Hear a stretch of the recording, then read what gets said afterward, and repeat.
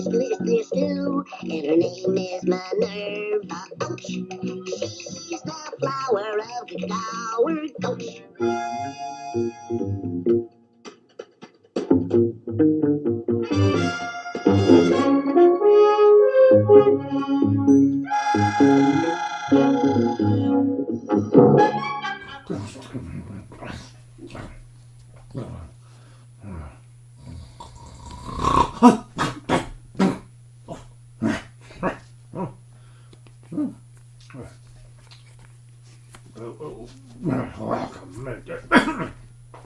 Welcome to the show.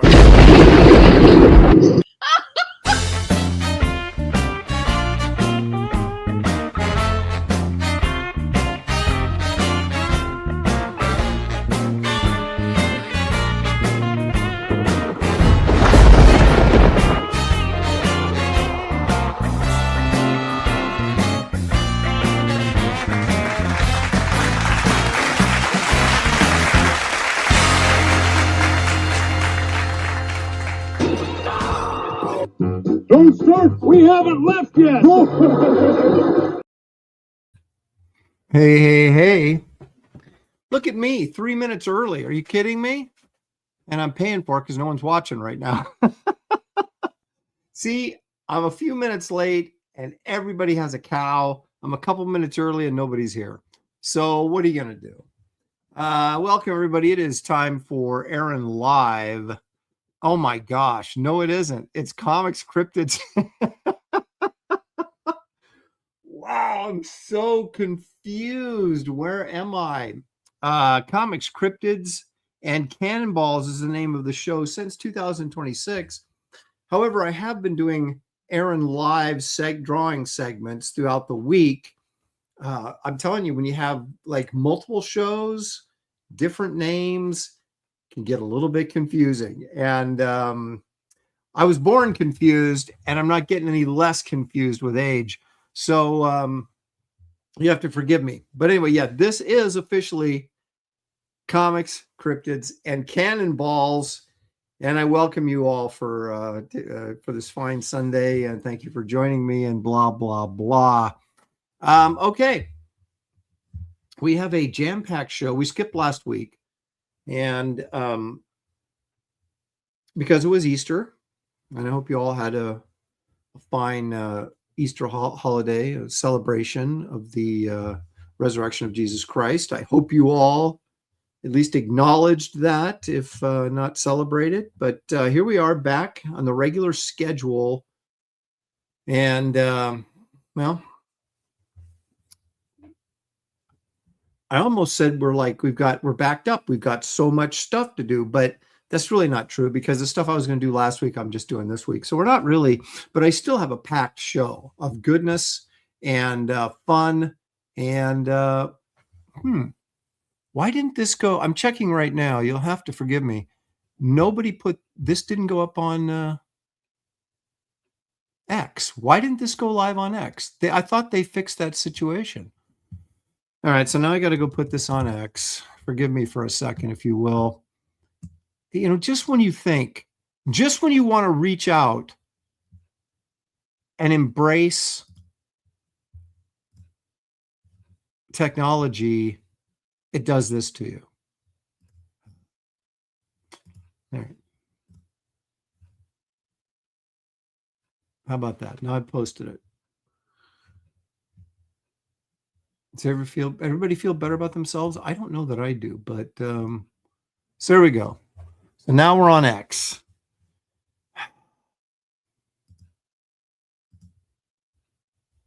And it's still not showing me the viewership on X. Why is that?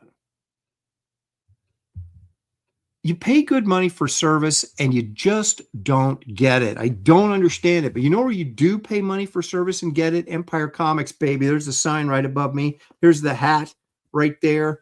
There's the latest cover for project I'm working on right there called Barbaric Adventures, featuring a story called Primal Zone, which is my story in the book. That's where you get customer service, not with freaking technology. All right. I think I'm done whining. Probably not. I'm probably not done whining. I'm never done whining. Let's see who's here. Let's just do that. Maybe if we see who's here. See, I should never have started early. That's the thing. I should have just come in late like always, and everything would be fine right now. And there wouldn't be this mass confusion just rumbling around in my brain. Creative Babe is here, or she said she was here, but perhaps no longer.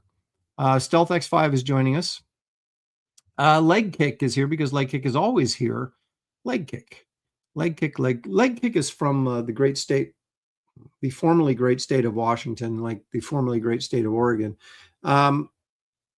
There is a show up there called Washington State Summer Con in Puyallup, Washington, that would like to attend, but I have sent out requests and I'm getting crickets. So I can't say that I'll be there this year, which is very sad because they have a tremendous green room. And if one thing I like is free food. So anyway, we'll see if that materializes over the next couple of weeks. I did get my hotel reservations confirmed for San Diego, so I will be there, spending a fortune and asking myself, why am I here again? So anyway, it's tradition for me. And but I don't know if that tradition, upholding that tradition, is a good enough reason for me to keep going. I just don't know. I may take that job at Walmart's now that I think about it. The more I think about it, the more Walmart is looking good to me. Okay. Anyway. Oh, 2 people are watching me on Facebook. That's like a record crowd over there. Thank you, guys. Okay, enough of this. Let's see. So anyway, Marcus Killigrews here, purveyor of all things pop culture knowledge. Marcus, why aren't you? Isn't there like a South Carolina show or something? I thought you were going to this weekend. Maybe you're back home, or maybe you're on the floor of the convention tuning into this, and I'm touched.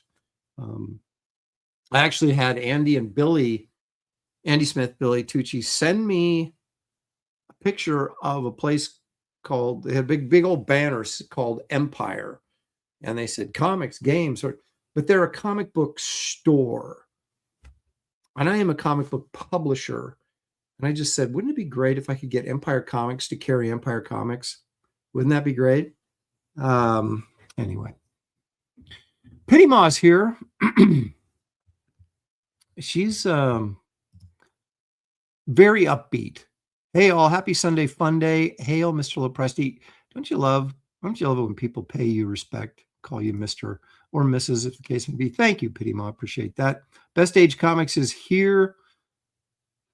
Matthew Muma joining us, Iodine 74. He says he's actually here on time on Sunday, so good for him. Okay, so Marcus says I'm driving back from South Carolina Con, and Andy and Billy and Graham say, hi, Aaron. Well, I'd say tell him hi back, but I'll probably see him before you do again. Greetings and salutations from Pantheon 7900. I just had to defrost my refrigerator freezer for 24 hours. That was fun. When was the last time any of you defrosted your freezer? You know, I look at my freezer, and it needs to be cleaned for sure, or my refrigerator. But we have a freezer out in the garage, but it's one of those ones that's like looks like a refrigerator, but it's just a freezer, and it hasn't iced over yet, so I haven't defrosted it. But those old freezers, the ones that are just like you put a dead body in or something, that are, you know, the rectangles on the floor, we had to defrost that thing all the time because it would just freeze over to a point we couldn't even close it. So I feel your pain. Paul Taylor's here all the way from Canada. He is, of course, our resident biologist and probably very upset to hear about the Bigfoot documentary that's coming out that shreds the Gimlin, the Patterson-Gimlin film. We'll talk about more of that later in the show. There's Jay Roscoe. Blue Neptune joining us. He says, YouTube hides me, but he still hit the bell. Thank you for that. I don't understand algorithms for social media and for YouTube, which I guess is social media. I just don't understand it. I don't understand why sometimes stuff gets shown, sometimes it doesn't. Why? I just don't understand it.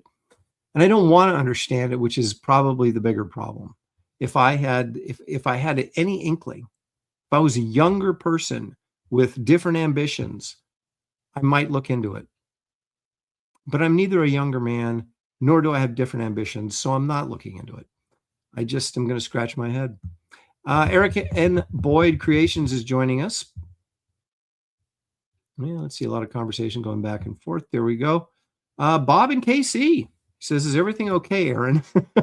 No, it isn't, because I started early and it just like threw my whole schedule off. And it's funny when you sit there like this, like I'm sitting here right now, and you start to think in your head, which you can't let yourself do. But if you do, like I just did like 5 minutes ago, started thinking, what am I even going to talk about? Because I haven't prepared anything. I never prepare anything. And then you start thinking about what you're going to talk about. That's when you freeze up and you start going, you just got a conscious of thought, man. You just got to roll. And that's usually what I do. And that's why I can talk endlessly without hardly breathing. But I did stop for a few minutes because I was early and I was in the whole X thing, because there's a little pull down menu up here that says, what's your live viewership? And it's not showing me X at all. So I don't know if I'm broadcast. I went there and hooked up X. I think I did. And it's still not showing. So I don't even know what that means anymore. Again, if I cared enough to check, maybe I could find out. But it's this whole caring enough thing that I have a problem with. So anyway.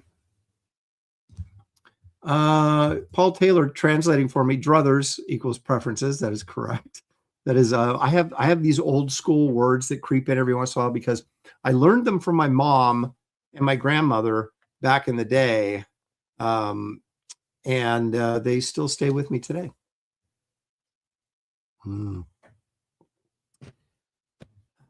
I did go to, I'm going to add a segment add back a segment today that I took away because of the new format and the new show name is it's the same old format.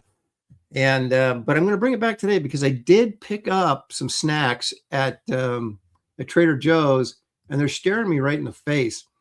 So maybe we'll bring back an old classic here. Let's do it. Let's all go to the lobby. Let's all go to the lobby. Let's all go to the lobby to get ourselves a treat.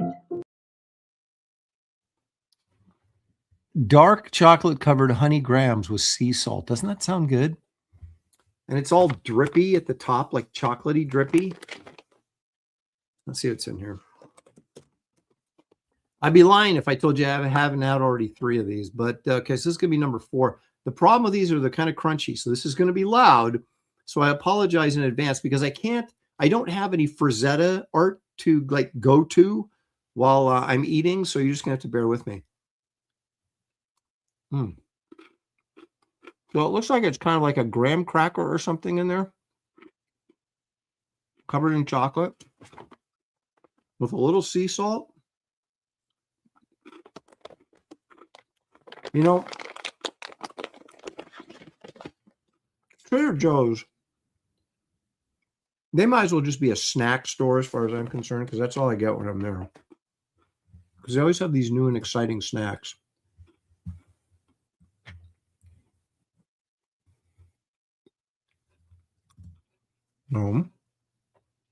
Dark chocolate is healthy, allegedly. Eric Boyd says, I like the word flummoxed. It's a good word. A Walmart employee was talking to me about a situation, and she said she was flummoxed. The other employees looked at her dumbfounded. So they were flummoxed by her saying flummoxed? Well, if it was a Walmart employee, which may be my future employer, because they employ a lot of old people. So I'm always interested in what's going on at Walmart. Paul Taylor for $10 Canadian. Thank you, Paul. He says, so I was finally able to back Barbaric Adventures. New Indiegogo, like New Coke, is completely useless. They were sending me a code I had to submit within 10 minutes. It took 15 minutes to arrive. Okay, now see, I am really confused because I don't understand what this code thing is, right? Are they just picking on you because you're Canadian?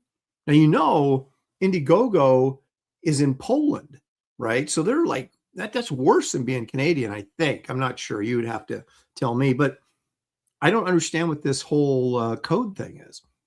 So, but thank you, Paul, because I know you didn't want to back because it's black and white, and you're anti-black and white. I get that. And so I appreciate, not only did you back, but you had to jump through hoops to back. And I appreciate that. But I'll tell you this, Paul, you are not going to be disappointed when you get this book. I can just tell you that right now.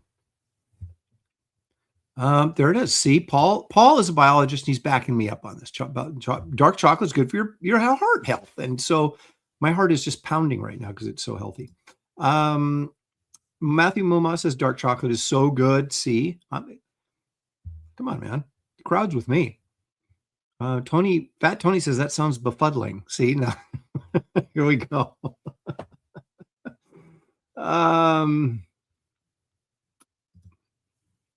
Not that anyone cares, and you're probably right, Aiden. None of us care, but we're going to read it anyway. But instead of out picking up pizza or barbecue tonight, I'm grabbing Panda Express for the wife and daughter. Now, hang on a second. Are you saying that you go out to eat every night, or are you just saying because it's Sunday, you usually go out and eat, and instead of picking up pizza or barbecue on a Sunday night, you're going to grab Panda Express? Because I hate to think that you're eating out every night. That's just not a healthy lifestyle. But I do like Panda Express, even though I really feel like it's probably not good for me. We did have Chinese food from Yen's Chinese restaurant. That sounds authentic, doesn't it? But I got to believe that Chinese restaurants in America, unless you get into like Chinatown in certain cities, like maybe New York or Chicago, where you might get something a little bit more authentic. Because even we have Chinatown here in Portland. And, if you can step around all the heroin needles and stuff lying in the street and get to a restaurant, they have like, as far as I know, they have this Americanized Chinese menu. I had a student when I was teaching comic art way back in the early 90s, when I was barely a comic book artist myself and had no business teaching a class, but I thought I taught it pretty well. I shouldn't say that because I knew my stuff. I just wasn't able to do the stuff at the level I should have been doing it, but I knew the stuff. So I was teaching this class, and one of the kids, who's now an adult, Steve Louie, and his parents, I believe, owned the House of Louie, which was a Chinese restaurant in Chinatown, Northwest Portland, back when Portland was still a decent city. And so I went there a couple times for, lunch specials or whatever. And they had what they call dim sum, right? Where they come around with a cart and it has all these little items on there that you can, order in conjunction with your meal, and they just add it on. And he said to me, I said, dim sum, what's that? He goes, oh, it's very Hong Kong. So anyway, but it still felt like the food that it's the dog alert going off every Sunday at 3:15. Right on schedule. That may be because my wife said, speaking of Walmart, I think she put in an order at Walmart, and they're probably dumping it right now on my front porch. So anyway, what was the point of that story? I have no idea. We were talking Chinese food, I guess, right? So there you go. There you go. Paul Taylor says, dim sum, it's like Chinese brunch. Yeah, sure. There you go. I love it. Yeah, he said the prices have gotten stupid. I got those little pints, the little boxes of, this was not on my schedule, by the way, to talk about today, but here we go, Chinese food. So those white cartons, right? Is that like a pint or something? I'm not sure exactly what the measurement is, but so those we ordered I ordered for all of us. I ordered one order of sweet and sour chicken. Okay, so it was in the box. An order of General Tso's chicken. Their special fried rice, or the house fried rice that has basically everything in it, right? and then a order of pot stickers. $60. $60. $60. Do you realize I could probably do dinner if I made it myself for 5 days and feed my entire family for $60. And we just, one order of Chinese food was $60. And that was only because there's only 3 of us eating. When my daughter is home, she's gone for the weekend. And so if she had been here, I would have had to order more, which would have cost me around the neighborhood of $70. It's outrageous. But there you go. I do love Chinese food. I used to hate it. And then I had one of my old girlfriends, she was an old girlfriend and she's old now because, same age as me. But what I call the BS era before Shelley. Anyway, I hated Chinese food. She introduced me to Kung Pao or Szechuan. And I loved that because my parents always took us to Cantonese, which I didn't like at all. That's like the chow mein and stuff. It just wouldn't really do much for me as a kid. But the Szechuan I really like. And that's a spicier, and they got things like Kung Pao chicken and a variety of menu items that I thought had a little zip to them. So that's when I became a Chinese food fan, and that wasn't until I was probably 19 or 20. So there you go. That is the history. There's my dog. That was a history of Chinese food in my life anyway. So there you go. Paul Taylor says, boomer time stories. Indeed. There you have it. Okay. I'm just stalling till we get like a bigger audience here, which seems to be rolling in now. So thank you for that. All right. So what do we got? Let's look on the old list. I said this last week or the week before. I like to start the show now, kind of like the Academy Awards. No, I don't want it to be boring and stupid and woke. What I want it to be is started off with something really interesting to kind of, grab people. So far, it has not been interesting at all. But now we're going to get right into one of our features right off the bat. No more stalling, no more delays. Excuse me. Let's take a look at this week's expensive comic of the week.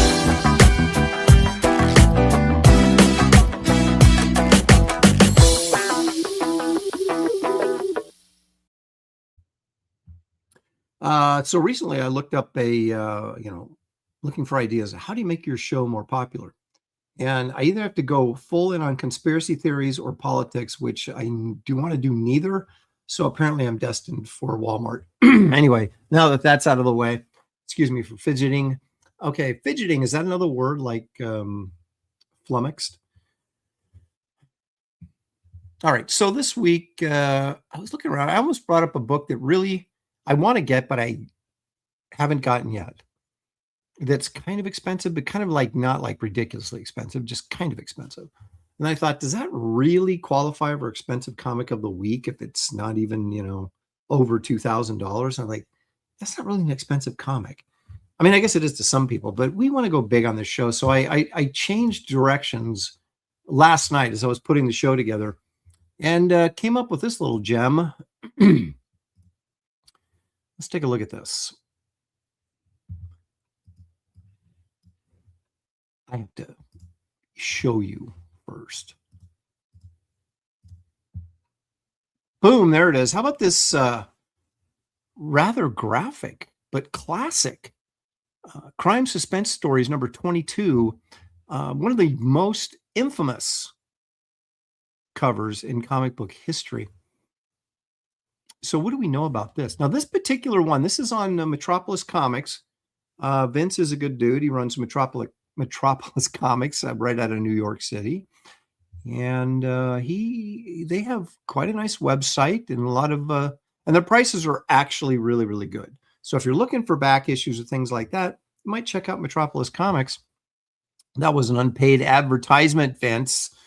Okay, so, or Vincent, I'm sorry. I want to be more professional. Okay, so what do we got here? This, not only is this like super infamous cover in the broader history of comics, Let's get in here and look a little closer. Can we? There we go.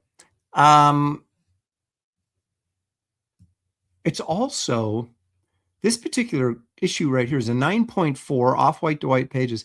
This is it. This is a pedigree grade. That's why you get this kind of bronze bar up here on the grade. And what does that mean? This is a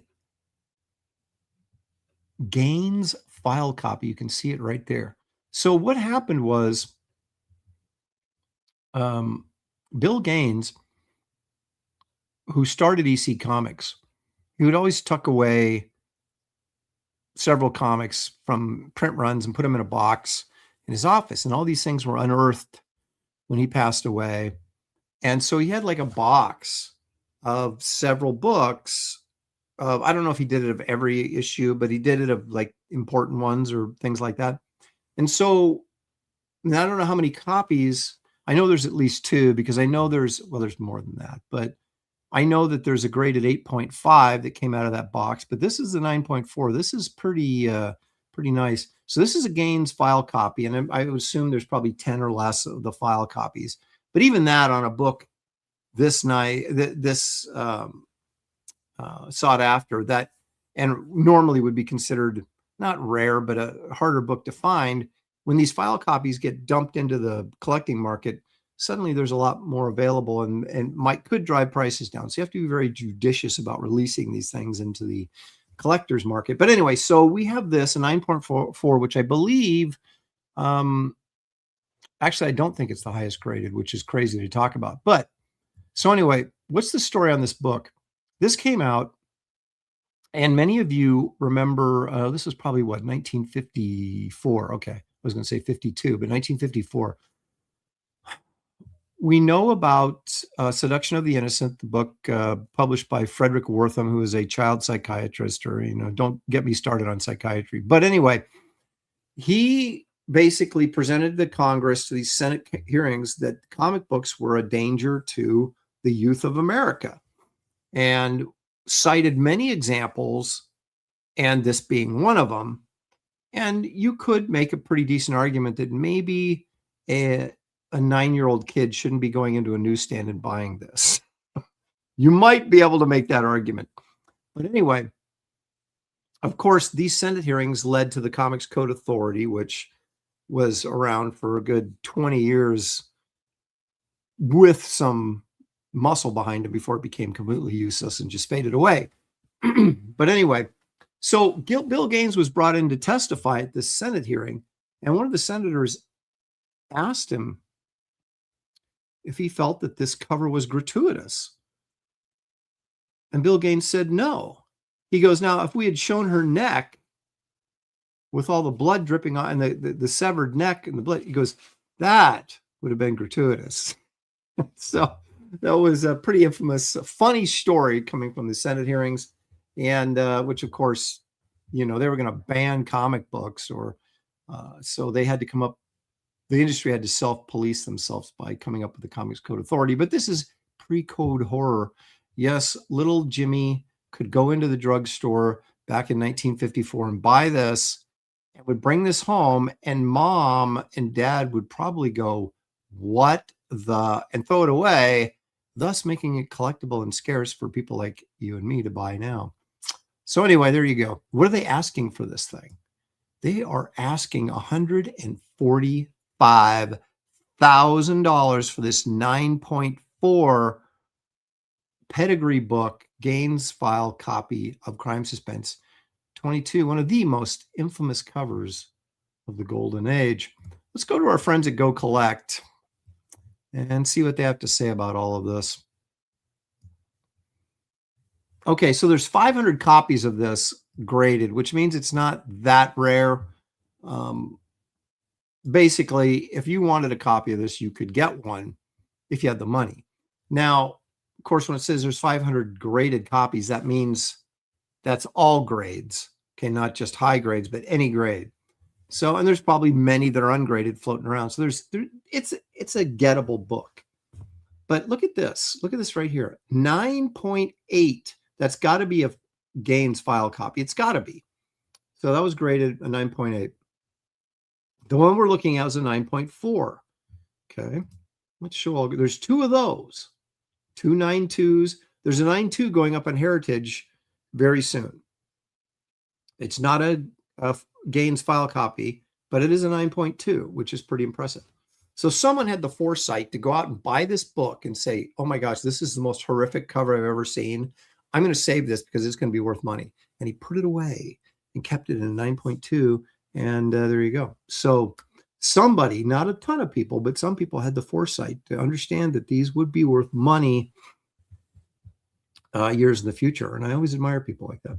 So anyway, here you got your rundown. And let's see, there hasn't been any real sales. We had a 9.4 sold for $90,000 back in 2023. Now this is interesting because that was during the comic explosion, the COVID explosion. So one would think that that 90,000 might be a little high and it might come down, but we have Metropolis with their 9.4 copy, 145,000. Now I will say this, that they've had that copy for at least a year, if not more, and no one's bought it at 145.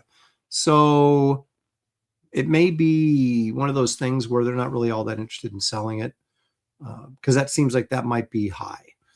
Because if you look at these other prices here, a 9.2 sold in 2023 is 72,000. And again, these were all high points during the COVID boom. So these prices, they might stay the same, but it seems very unlikely that they would go up since the market is going down and readjusting because of these inflated COVID prices, right?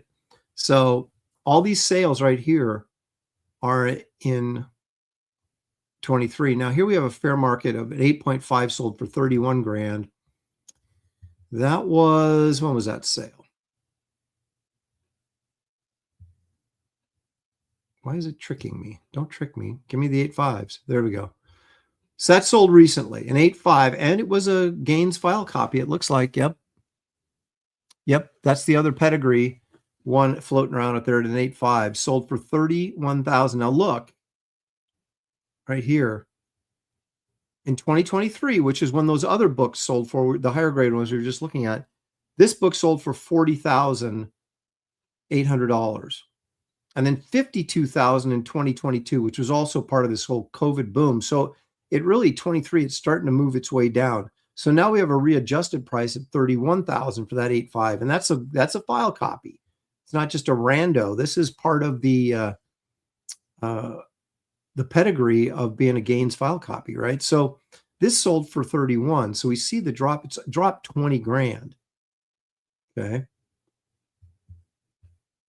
So that's almost what, 50% drop, almost 40% drop in value. So we can assume, I think, then, that this 9.4 is probably worth less. Now, if it might be like a $70,000 book, and they're trying to get 150 out of it, which would explain why it's not selling. So anyway, all good comic book food for thought.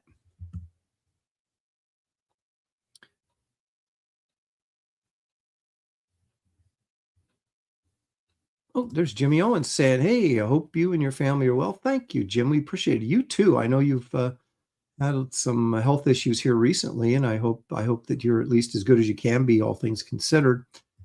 Gemini Dragon is saying that Aaron asked Shelley to buy this, and she said, no, Aaron. I would have to sell my house to buy this.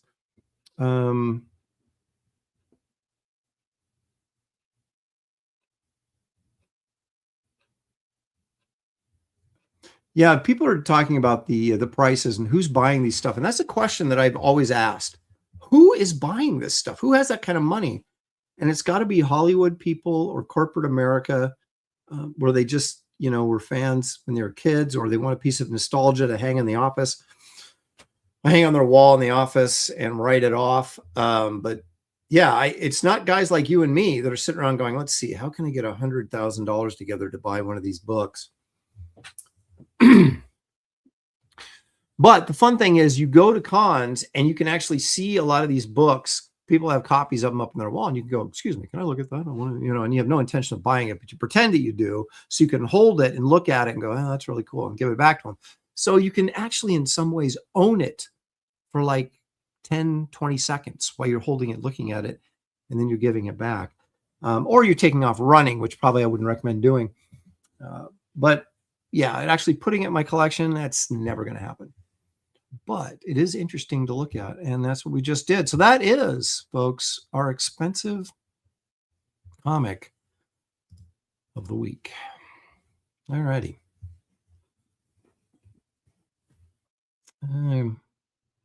Corum says it reminds me to go buy lottery tickets.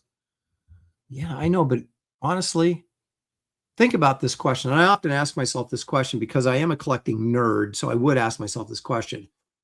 But how much money would you have to win in the lottery before you could justify spending that much money on a comic book?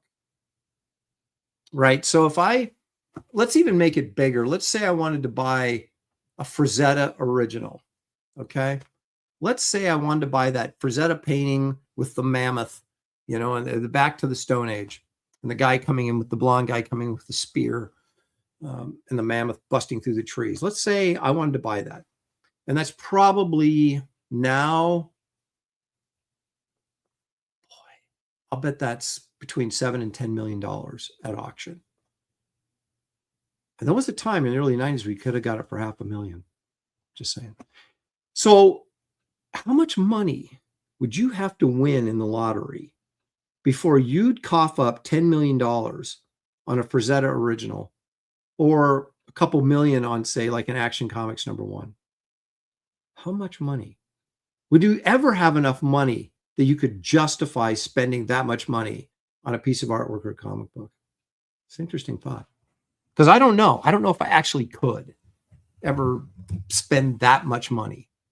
I would feel guilty. I would just be like going, I could have like fed a bunch of homeless people, or I could have this Frazetta hanging on my wall. Yeah. So anyway, there you go. That's food for thought. All right, where are we at? Oh, it's time for me to talk about all things Barbaric Comics.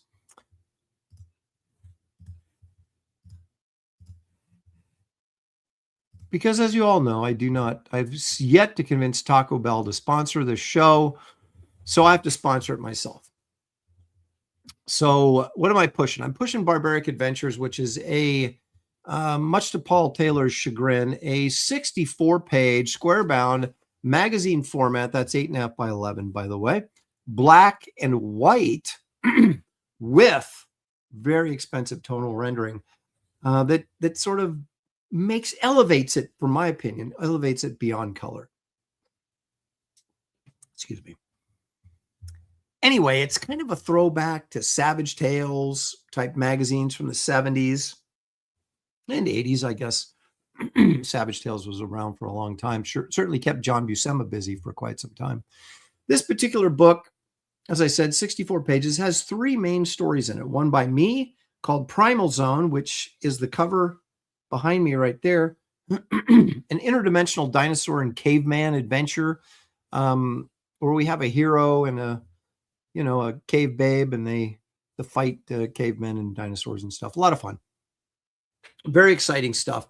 And I know I said that sounds like I'm being facetious, but it really is. And this is the kind of stuff I was brought up on, the Frazetta stuff in the 70s, when the 70s was all about sword and sorcery. Lord of the Rings, Edgar Rice Burroughs, Robert E. Howard, Conan, John Carter of Mars, all this kind of crazy adventure stuff. So it's a passion of mine. And I tried to do this back in the 90s, and all my friends, comic book friends in my studio source said, don't do it. No one's going to buy a dinosaur magazine. And I was like, but I really want to do it. And so anyway, now I'm doing it. And so I'm forcing you guys to buy it. Love dinosaurs. I do. Why can't you love them like me?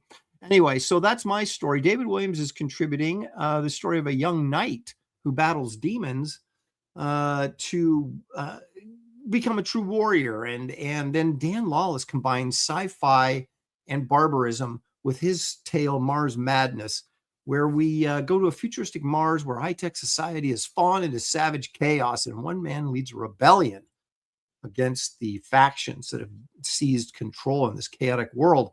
So 3 really powerful stories, 3 really talented artists, if I do say so myself. And on top of that, I'm starting to do Kirk. And on top of that, there's a preview story of Freya, the Ice Princess, and Yeti Slayer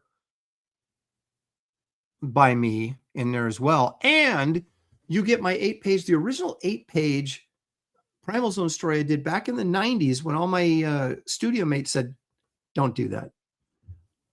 It's really quite a nice little 8-page story that's never been published, penciled and inked, the whole thing, and written, of course.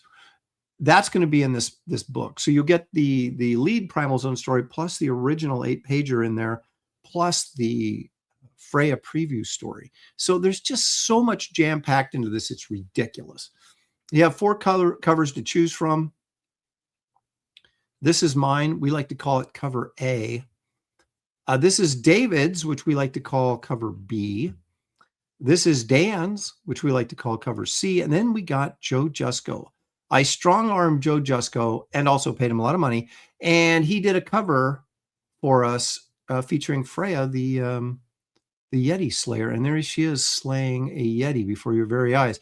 So these are the 4 covers that are available to you for purchase on this book/magazine. Here's some of the artwork. I'm going to show you.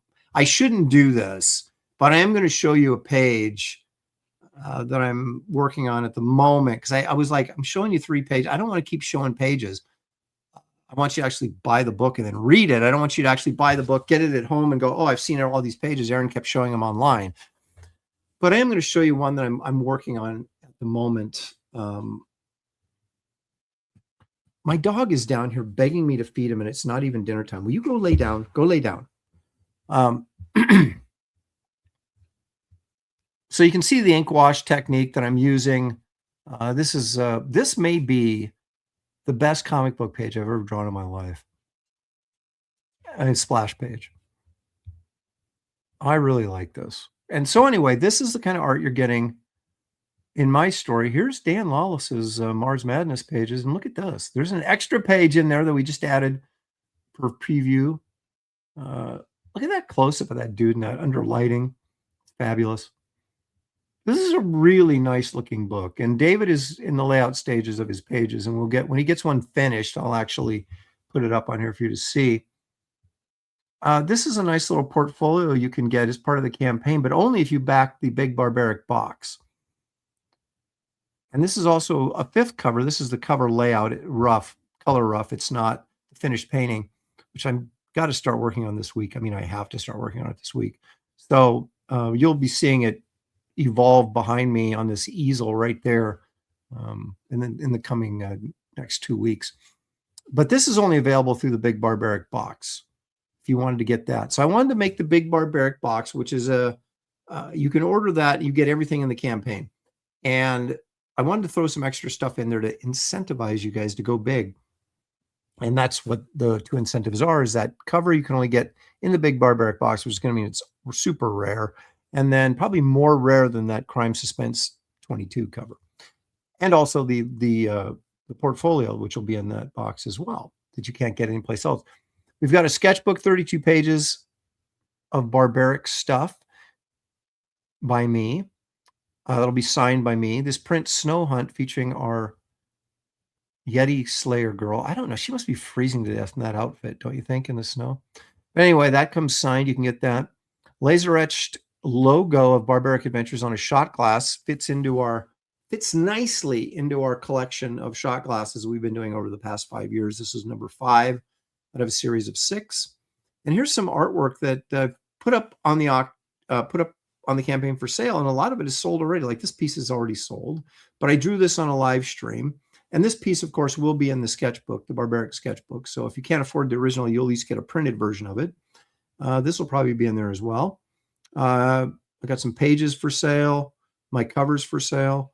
Artwork keeps going up on there as I get it done. The promotional art for the story, I'll put it up on there for sale as well. So your chance of getting original artwork, if you missed out on one of these less expensive pieces, there'll be more coming. So you can order a 4-pack plus. You can order the shot glass. You can order each of the covers individually if you like. You can order combo packs with the cover, my cover, and the sketchbook for $5 off. You can order the print, the sketchbook, and my cover for $5 off. Here's the big Barbaric box, $25 savings. It's $210. You can get it for $185. It includes everything in the campaign, plus the extra cover, plus the portfolio that you can only get in the big Barbaric box. And then if you keep scrolling down, you've got the original art. What's left is in purple. What is sold is gray. And then all the way down to the bottom are add-ons. And you can add on anything from the campaign if you want to buffet style your order. And you can also order back issues of Wraith of God 1, 2, and 3, Kit Carter graphic novel, Garbage Man paperback, trade paperback, the Power Cube trade paperback, each cover individually, and of course, Kit Carter sketchbook. All of this stuff you can get through this campaign. And what we're attempting to do here is you can see the backer numbers are at 362 right now. Once we get to 400 backers, we're going to raffle off another piece of artwork. I believe Dan Lawless will be contributing a piece of artwork this week. And if he doesn't, if he can't get around to it, I have more that I will be throwing in for free that allows you guys to potentially win a free piece of artwork just by backing. So everybody that's backed, we'll go into the raffle, we'll randomly pick a number, that backer will win the artwork. We did that a week and a half ago on Graybeards. I want to get these, the backer number up here to 400 by Wednesday if we can. That way we can do another raffle on Graybeards. So if you haven't backed this campaign, please consider doing so. The link is in the description of this video, as well as pinned to the top of the chat. If you're watching on X, you will find it, the link on my homepage, or you can go to Indiegogo, type in my name, Aaron Lopresti, or type in Barbaric Adventures. It will take you right to the campaign. Thank you for your attention to this matter. Appreciate it very much. All right, so let me do a little, should I show you this? Should I show you what I'm working on right now? This is page 3 from the story. This will be like the 4th page I've revealed. I can't show anymore. This isn't done. So I guess maybe this doesn't really count. So we'll just kind of look at it real quickly. Look at that panel border with the Pteranodon in the panel border. Here's our hero bursting through the foliage.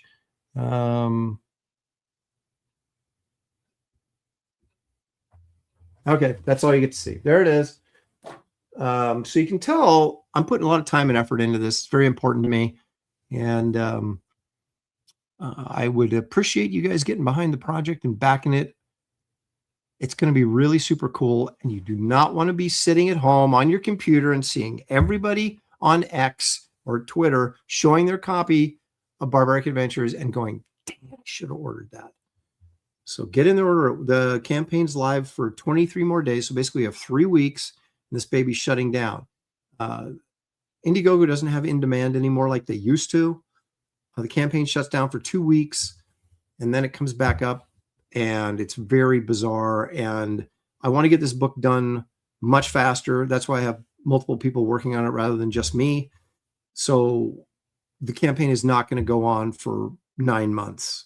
It's going on for 3 or 4 months, and then it's going to be down, and it may not even go that long. What I can guarantee is it's going for 23 more days. So get in there and back this project. You will not be sorry. Okay, enough of that. So let's, this is a regular segment on this show, and it's going to be for a while because we're covering the Academy Awards, which has quite a history. And so I made a little intro thing for it. So here we go.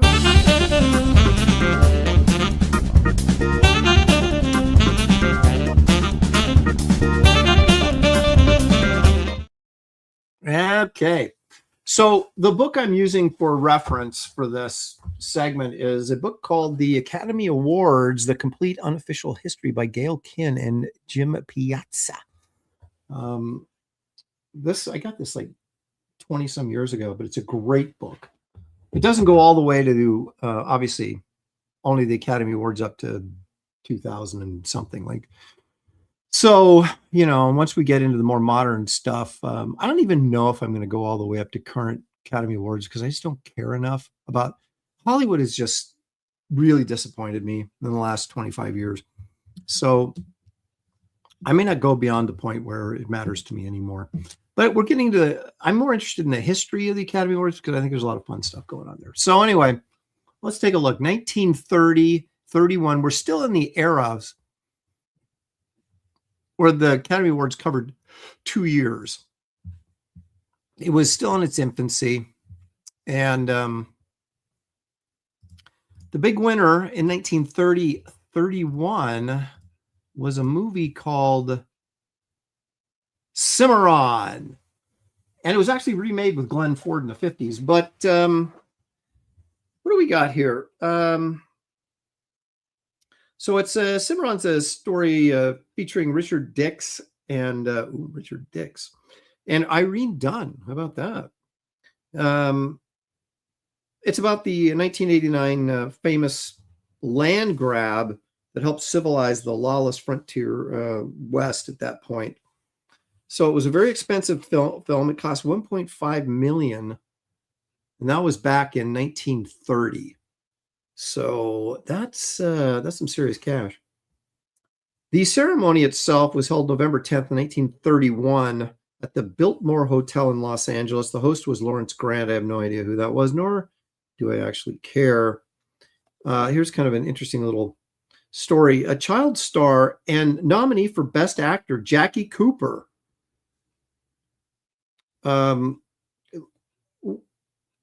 was not only nominated this year, and he has the record for the youngest actor, not like child actor or best supporting. I mean, he was nominated as best actor as like he was like 9 years old or something. I don't even know if he was that old, which is pretty radical.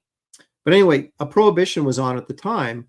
And so when Charles Curtis, who was the U.S. vice president, he came out and talked to the show, to introduce the programming and all that kind of stuff.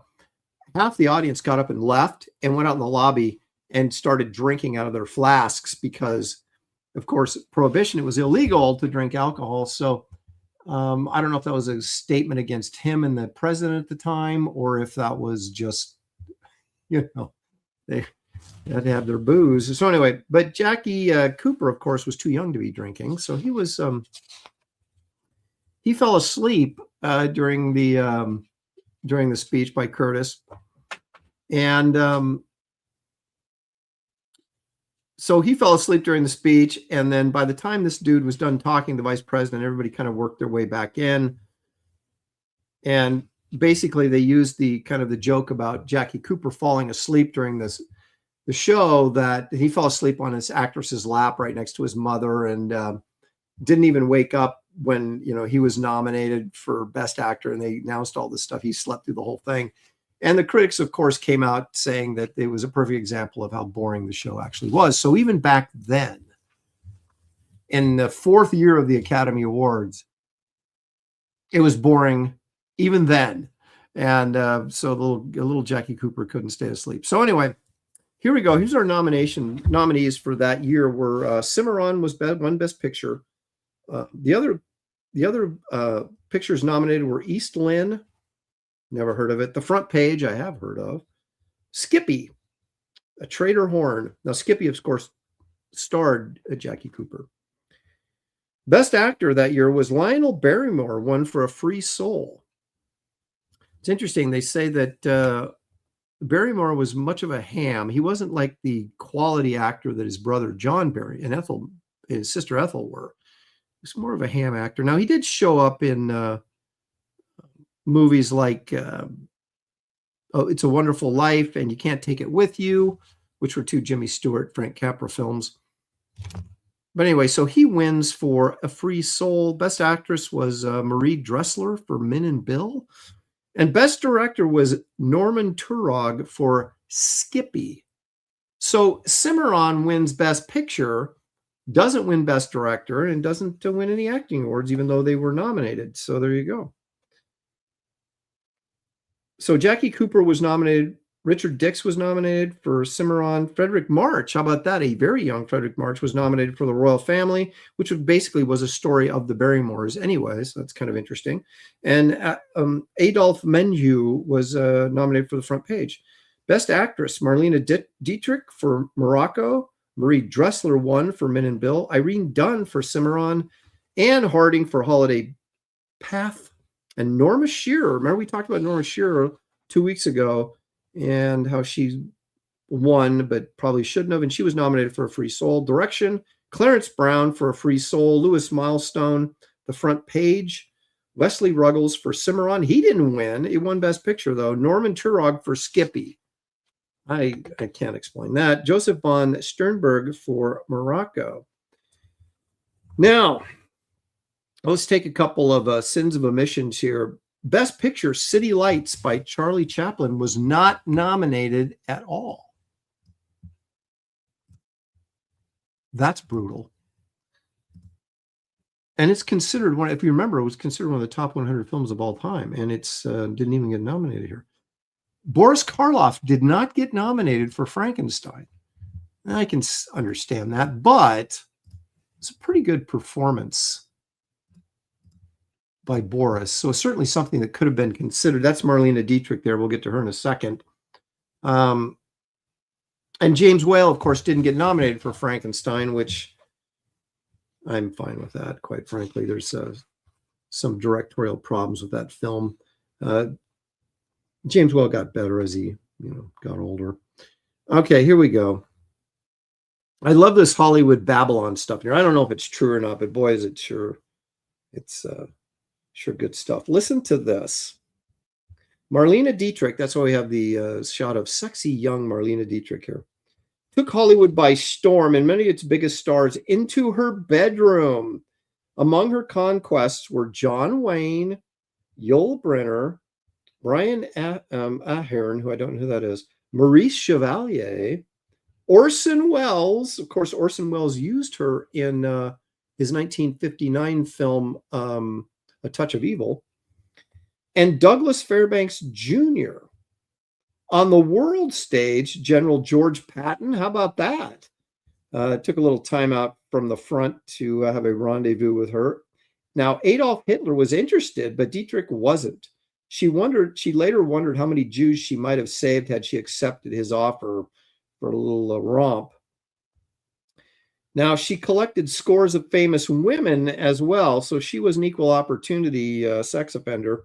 Now, listen to this. One of those who took a pass was Mae West, who characteristically quipped, "She wanted to wash my hair, and I don't think she meant the hair on my head." So anyway, there you go. There's a little spice for you from the 1930-31 Academy Awards. Let's jump to 31-32.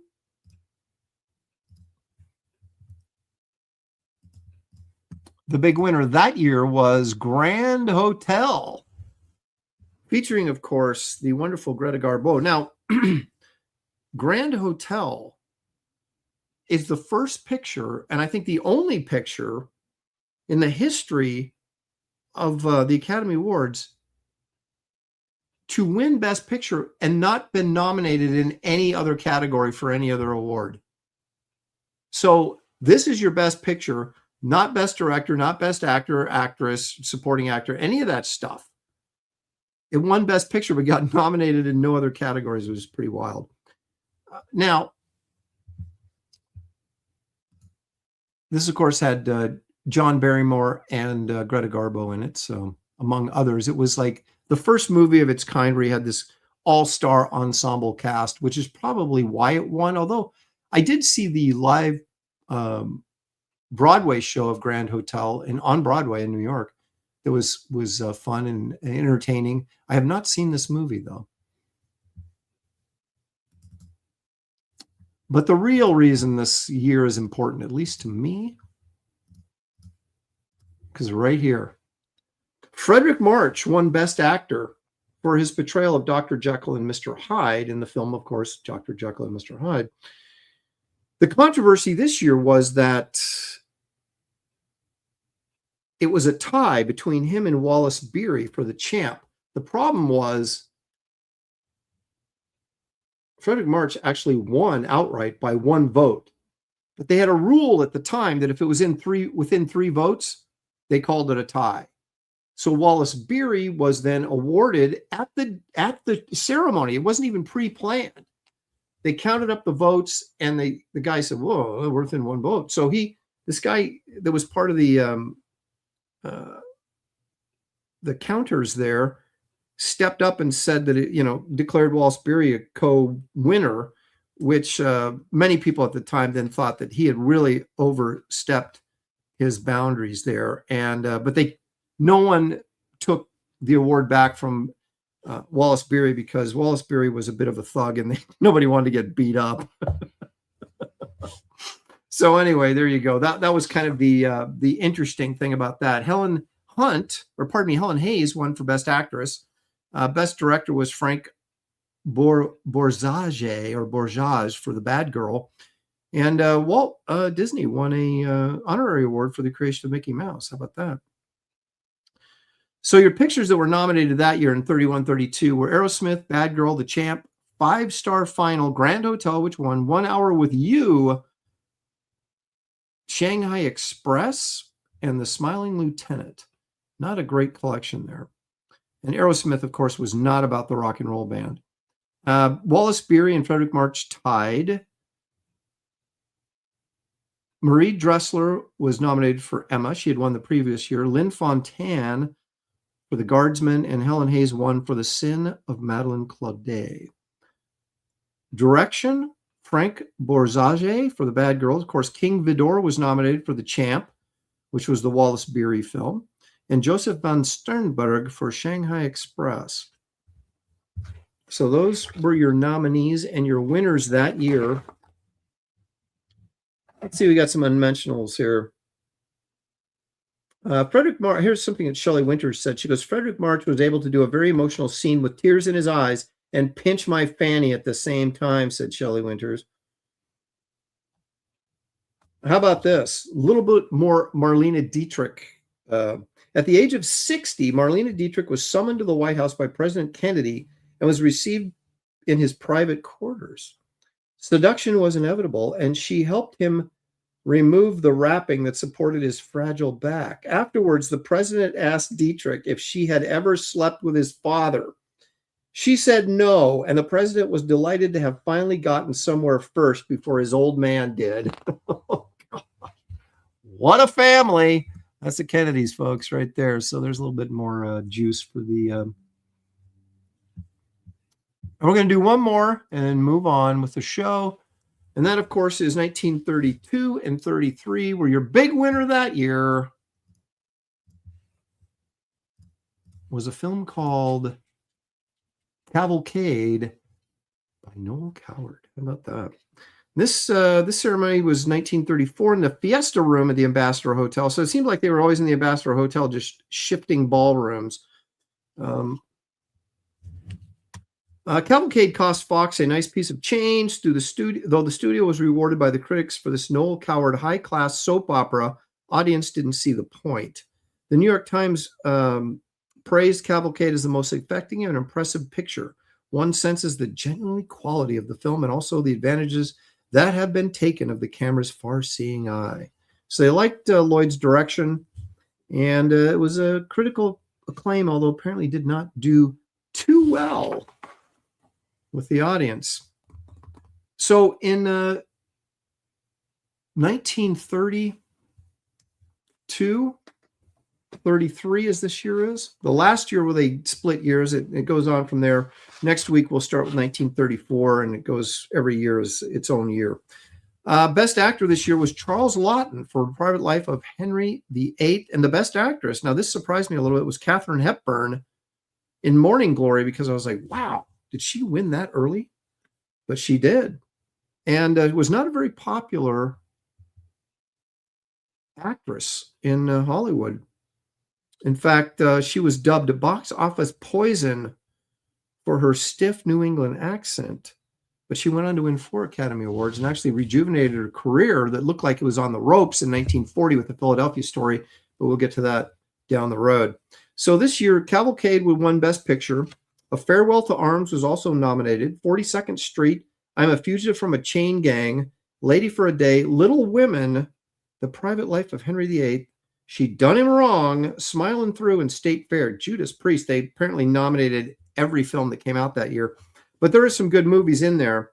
So that looks like Cavalcade was the first picture to win Best Picture with some serious competition. The actors that were nominated were Leslie Howard for Berkeley Square. Charles Laughton, of course, won for The Private Life of Henry VIII. Paul Muni for I'm a Fugitive from a Chain Gang, the great Paul Muni. Katharine Hepburn won for Morning Glory. Mary Robeson was nominated, and Diana Windward nominated, but neither, of course, won. Direction, Frank Capra for The Lady for a Day. George Cukor for Little Women, but Frank Lloyd won it for Cavalcade. All right. King Kong didn't get nominated this year, which that was kind of a bummer. Let's take a look and see what we've got here. If there's any juicy. Oh, here we go. Charles Laughton's obesity was the result of a glandular condition. His wife, Elsa Lanchester, the Bride of Frankenstein, insisted that she had no idea he was a homosexual until he confessed years later. Self-loathing about everything except his talent, he referred to his face as looking like the backside of an elephant. So there you go. There's a little juice on Charles Laughton. When King Kong star Fay Wray was first told by RKO execs that she would be playing opposite the tallest, darkest leading man in Hollywood, she thought they meant Cary Grant. Of course, King Kong. So anyway, there you go, folks. There's 3 years of the Academy Awards from 1930 through 1933. I love the Hollywood Babylon. That's the fun stuff. Here we go. I just mentioned King Kong. It didn't get nominated. Tragic. All righty. So there's a little Academy Award history that it's kind of fun for the whole family, I think. And let's keep the show moving now. Oh, you know what I do? I'm going to. This isn't really a segment, but I was digging in my garage and found some old photographs. And I'm going to share them with you today. So this is early Aaron in the 90s when I'm just getting or trying to get into comics. So this might have been like 1989, possibly no later than 1990. Look at that suave young man right there with all that hair posing in Central Park. Look at the ice skating rink there. So it was in the fall. Said the ice skaters behind me on a little bridge there. New York City in the background. I have a little duffel bag over my shoulder with no doubt art supplies and some sample pages as I was there in New York attempting to get some work. So here I am a couple years later at the San Diego Comic-Con. That's Tony Harris in the foreground, and that's me looking quite surprised and dapper with my shirt unbuttoned and my big hairy chest hanging out. So Tony was just trying to break in. I was just trying to break in. Cully Hamner, I think, was sitting there too, and somebody else. So we were all like starting at the same time, even though I was a couple of years older than these guys. We were all sort of trying to do our thing and make it in the industry. They all, of course, they got in sooner than I did, though. So good on them. Here is a picture of this is another year at San Diego, maybe 2 years later, or maybe just a year later, possibly. No, it was 2 years later because I was in the Ultraverse at this point. And there is my young bride, Showtime Shelley, sitting next to me. You can see I have my Ultraverse shirt on right there. So there's a hot Showtime Shelley.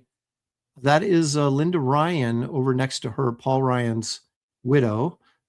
We were good friends with them. And Steve Mattson's over behind my other shoulder there, who was a colorist and writer for quite some time, and has wisely moved on from comics and actually has a real career. But anyway, so there you go. Look at young Shelley.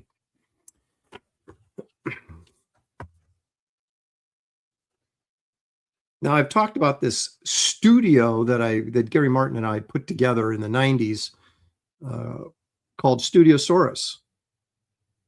Here's a shot of me in action. It's about 96, probably 95. That hairy chest cropping out from my shirt again. But there I am. And this was the studio.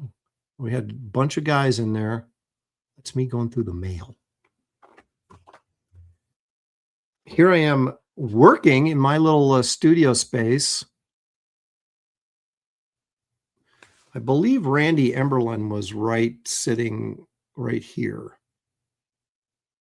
But you can see, look at my Young Frankenstein movie poster. And there's a Wrightson Frankenstein poster that's got just destroyed down there. Joe Jusko Spider-Man poster right there.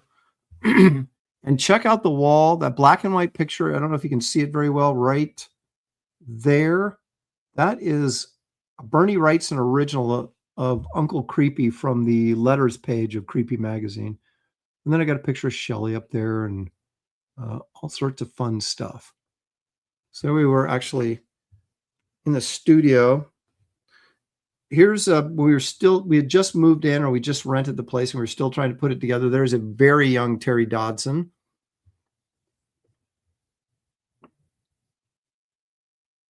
Looking at some artwork. I'm sure he was just posing. And then Matt Haley back there in the corner, his little area. So how about that?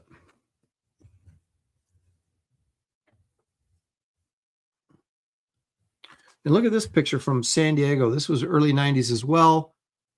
Dave Stevens, along with Ken Stacy, they combined to do a picture of the Rocketeer, like a Life magazine cover that I believe Dave drew and Ken Stacy airbrushed, or maybe Ken Stacy did the whole thing. Actually, Ken Stacy did the whole thing. I think he just got Dave to pose with him. Those are the people I used to hang out with back when I had hair, like Dave Stevens and Ken Stacy, and boy, how time flies, huh? So anyway, just like a little, little sidebar there of comic book history. All righty. I guess that takes care of that. Oh, Stealth dropped in a $2 there to say hello. Thank you, Stealth. Appreciate that very much. If you're still here, thank you. New Graybeards Project, Life magazine covers with heroes. Oh, that's actually a pretty good idea, isn't it? You guys have great ideas.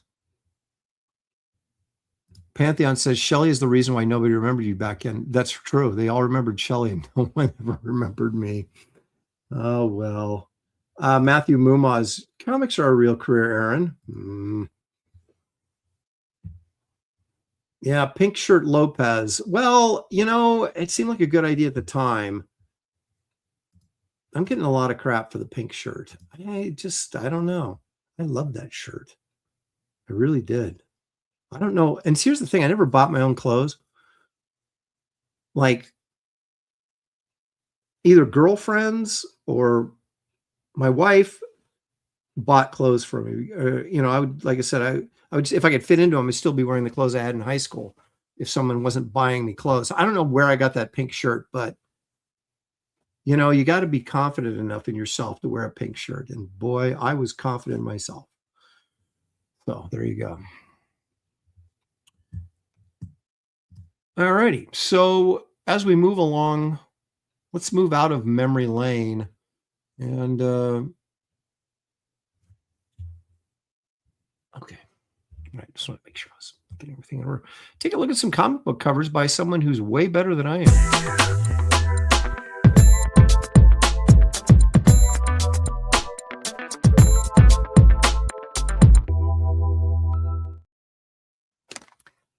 These are calling to me, but I'm resisting the urge not to take anymore. Okay, so where are we at here? Okay. Yeah, okay. That's right. Didn't Crockett had like and it's not pink, it's salmon. Thank you very much. I appreciate Marcus pointing that out. Okay, so let's take a look at some Ryan Sook covers. I don't even know what's happened to Ryan. I haven't seen him in over a decade. And not that I'm out at a lot of shows, obviously, these days, but I always liked his stuff quite a bit. So let's take a look at some of my favorite Ryan Sook covers. Now, of course, I'm not saying these are his best covers. I'm simply saying they're my favorites. Your mileage, of course, may vary.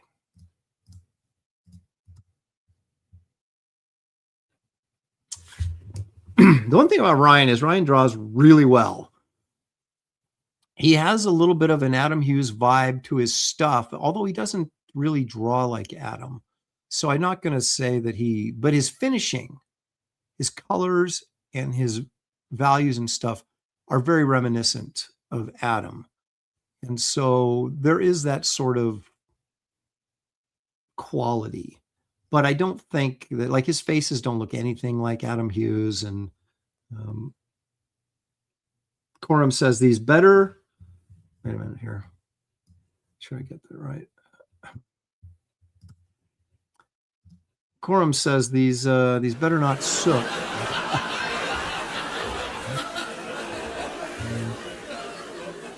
Yeah, there you go. Okay, that audience, they'll laugh at anything.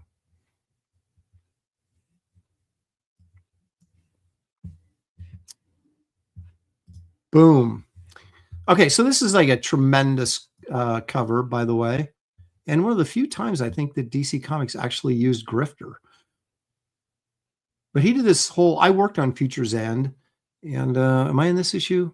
Apparently not. My name's not on the cover, so apparently I'm not in this issue. This was, without a doubt, the most boring project I ever worked on. I was always doing some story where something was about to happen but never actually did. It was just like dialogue. I'm like, give me something to draw. It was a drudgery for sure. I think Art Taber inked me on it.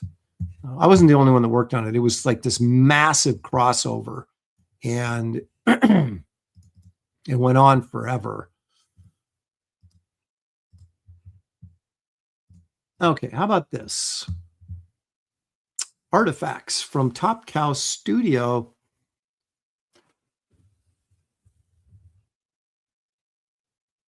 What can you say about Ryan? The guy can really, really draw.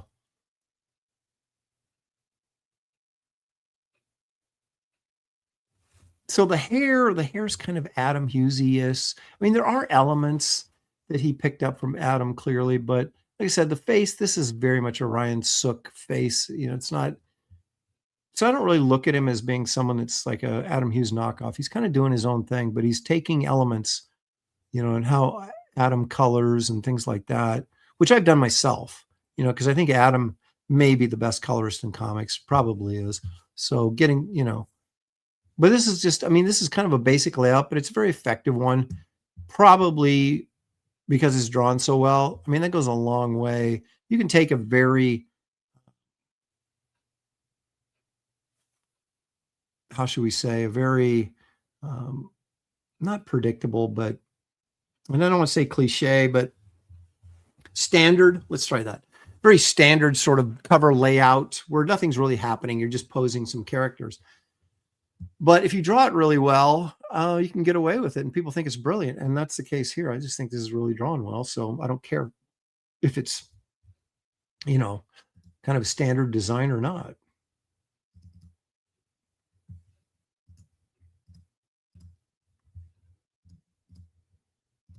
Now this falls right into the category of stuff that I like, which is a really big image dominating the cover. I think the color scheme is really, really good. The drawing, of course, is excellent. The face and hands are really, really good. There's not, but it's not so much the drawing on this. I think the design has a lot of impact, and the coloring is really, really good. I mean, the drawing's excellent, but you're not seeing that much of it that it carries necessarily the cover. It's more the color and the design of it. Very impactful. I think this is the type of cover you look at and it just kind of grabs your attention. Henry Angelis says, curious, do you enjoy underground comics and artists? Not really, no. I'm familiar with them in a very broad sense. Like, I know the Fabulous Freak Brothers, obviously Crumb. I'm aware of his work. I know some of the underground artists, a lot of them not by name, but style. And if you bring up their name, I'll go, oh, yeah. But never really, the only guy that, I think William Stout was, by looking at his stuff, I always get the feeling that he had a lot of underground comics influences in his work. And he did stuff that could be considered underground comics. So he'd be the only guy that would fit into that mold that I really kind of like. I mean, I think Crumb's an excellent artist, but I'm just not a big fan of that stuff. So it doesn't really grab I would never do a thing on underground comics. Now there might be an obvious reason why I chose this cover, but I still think it's really good. So this is Amethyst #1. Now, I believe this was a variant because I also did the cover. There was Amethyst 0 issue, which I did not do the cover for, but then Amethyst 1 I did do the cover for, and this is Amethyst 1, so this has to be the variant. And it's a very nice picture, and it also has my name on the cover, which makes it one of my favorites. This is a really strong cover. And you know who designed this outfit? Moi. Did I ever get any money for that? No, but I did design it. And I think it's a pretty good design. Because they wanted to bring Amethyst out of this sort of like little fantasy girly thing into more of a Game of Thrones warrior chick. And so that's kind of what I went for. And I think my costume designs are not always great, but I think this one is actually pretty good. So there you go. And I thought Ryan did a tremendous job with it. So I put it up here.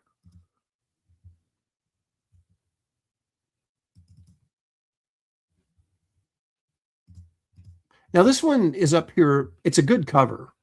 So I'm not saying it, it's not. But I'm such a fan of, if you guys ever see the Wednesdays comics, the big comics book newspapers that DC put out, and they had different features by a lot of really good artists.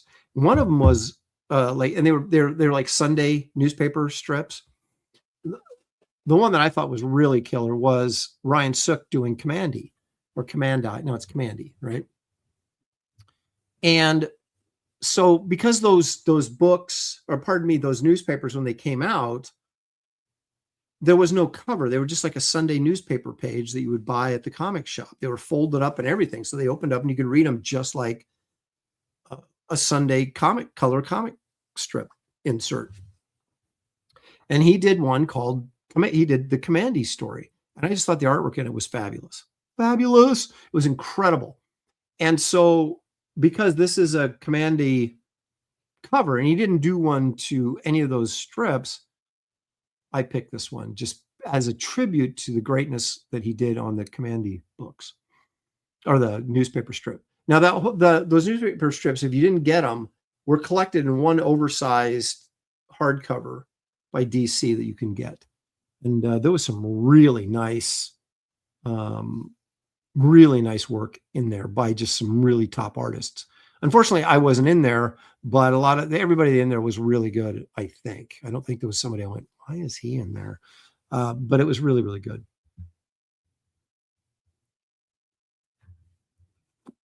Paul Taylor says, Amethyst Princes of Gemworld, never read it.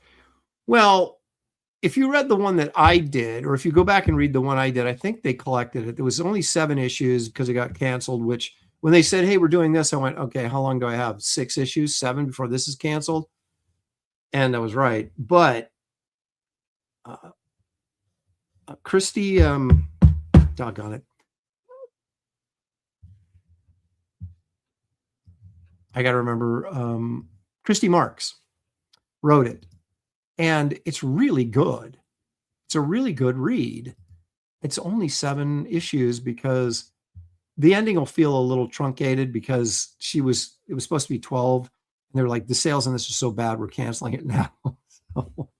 And it was shot from my pencils, so it was never inked, right? So I had to do super tight pencils. And there's some, if I do say so myself, starting to sound like Dan Lawless.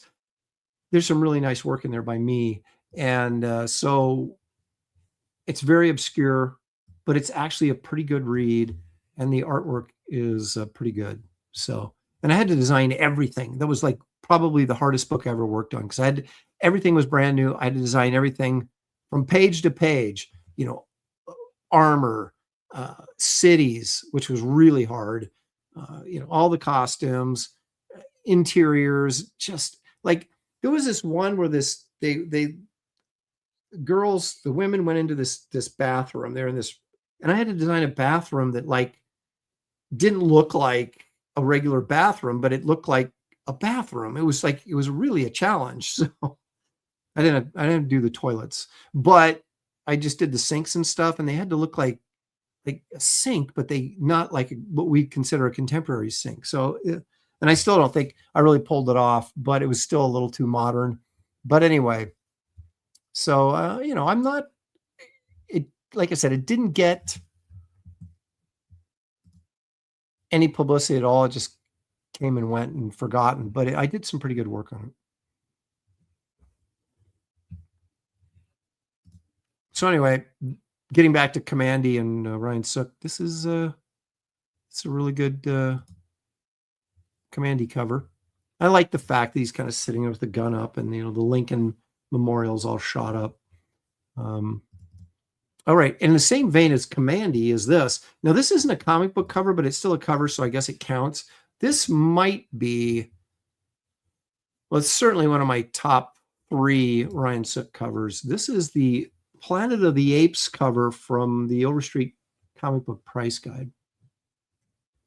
That shot of Cornelius there, which is interesting because this is like kind of features all the movies, right? So this is actually Cornelius from, Caesar, I believe, from Conquest of the Planet of the Apes. But you have Beneath the Planet of the Apes here. There's Planet of the Apes here. This is Conquest up here. This is Battle, I think, for the Planet of the Apes. This is Escape from the Planet of the Apes right here. And this is probably back to original Planet of the Apes. But yeah, so he's got all these elements in here. They're really, really cool. And I love the color. And I assume Ryan colored this himself. But this kind of, the red, it's part of the planet, but also part of Caesar's face. And that red just really, obviously it pulls you right in to his face and those piercing eyes. And I really, really like this. It's one of those ones you see and you're jealous of because you're like, oh, I would have loved to have drawn that. But he did such a good job. You're like, you can't fault the guy and say, oh, they should have got me instead of him. But because it's brilliant, but I still would have loved to draw something like that, get that assignment, the Planet of the Apes assignment. Here's I don't know what issue this is, but this is a Batman variant featuring Catwoman. And I just think the design, the layout is really clever. I mean, the shot of this dude, this low angle shot here, that is not easy to draw. And I would never really necessarily think to draw Catwoman from this angle, but it is very clever. I really like this.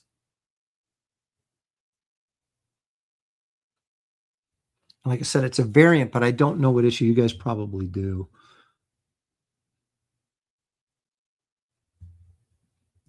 Jumping back to Amethyst. No, they didn't. And what happened was Dan DiDio did this to me a couple times, which I'm going to say he chickened out. I don't like using that term because it's very derogatory, but he was under a lot of pressure.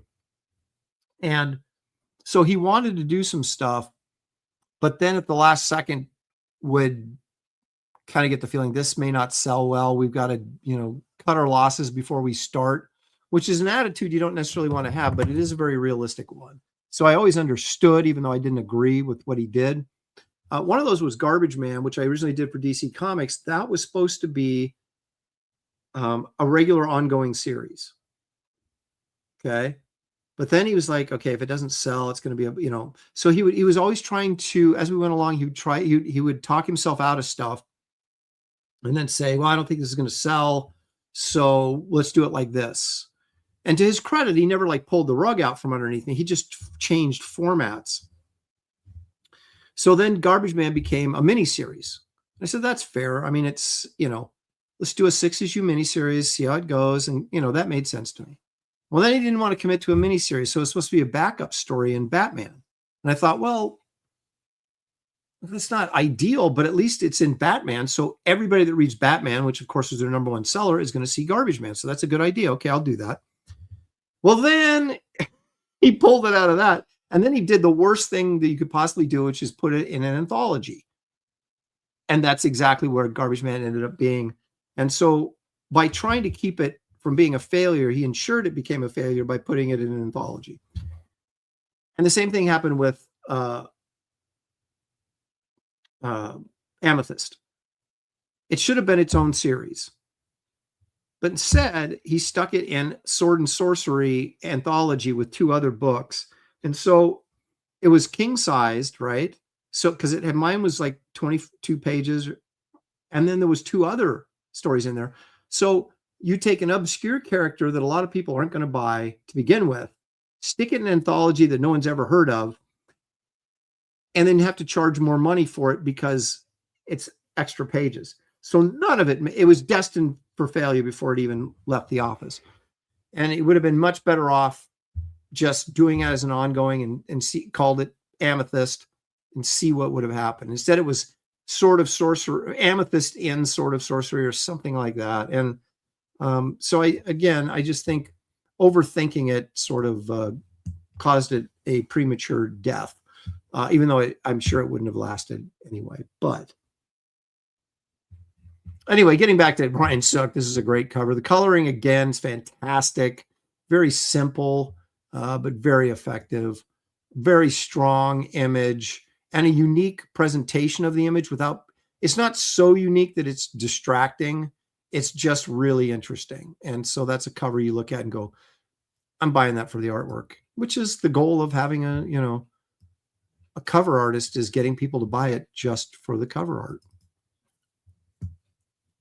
Now, this one is on here simply because I'm a fan of the character. I don't know this is really one of his best covers. It's not a bad cover. It's a good cover, but I love Dead Man. And so there you go. And I still think it's a good cover. You got a big, strong central image of Dead Man. You've got him all chained up. It's very intriguing.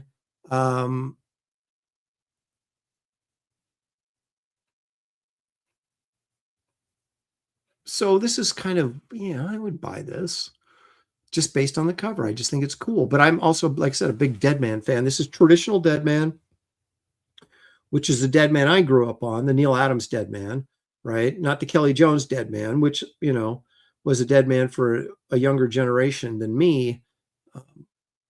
And a lot of people love that Kelly's take on Dead Man is too. But this is the traditional Neil Adams, Garcia Lopez Dead Man, which I prefer because that's the one I grew up knowing. But again, I think really strong cover, big centralized image coming at you, really well done, excellent colors again. And really well drawn. So you can't go wrong there.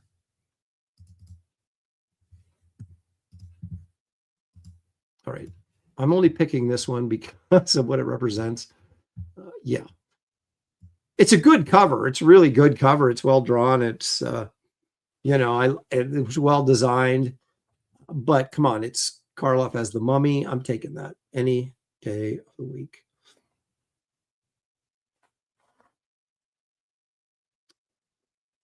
Paul Taylor's got a new book title. I love it. Amethyst, Destined for Failure.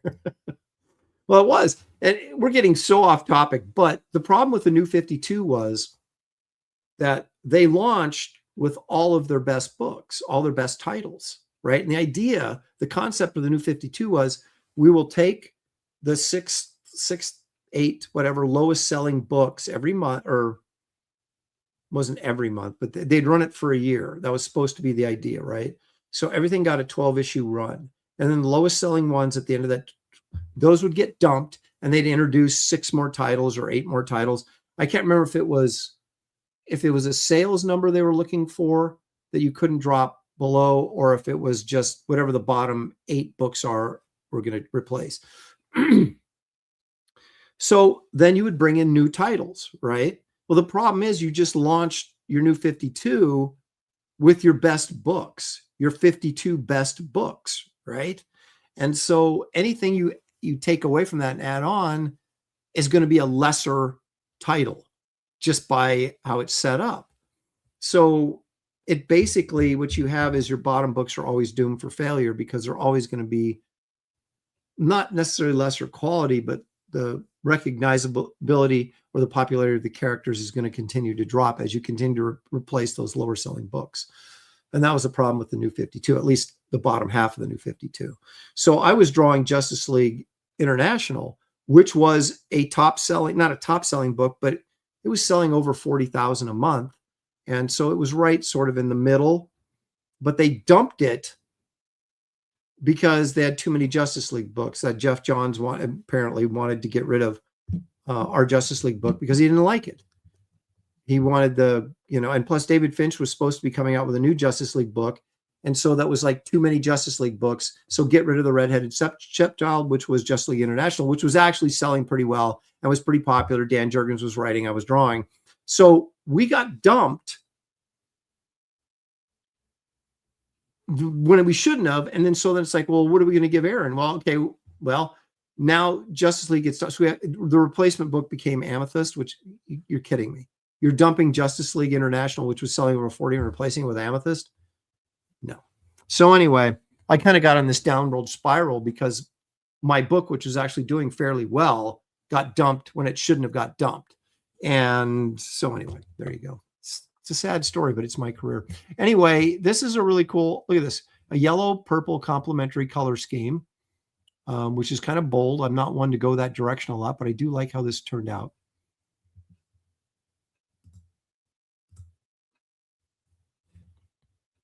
And they were selling the movies, right? So you wanted the Karloff likeness when they did Frankenstein. You wanted the Karloff Frankenstein likeness. That's all that they needed. So it didn't have to be in this elaborate cover design of the mummy fighting someone or chasing somebody. It was just the headshot of the mummy, and it worked pretty well, I would assume.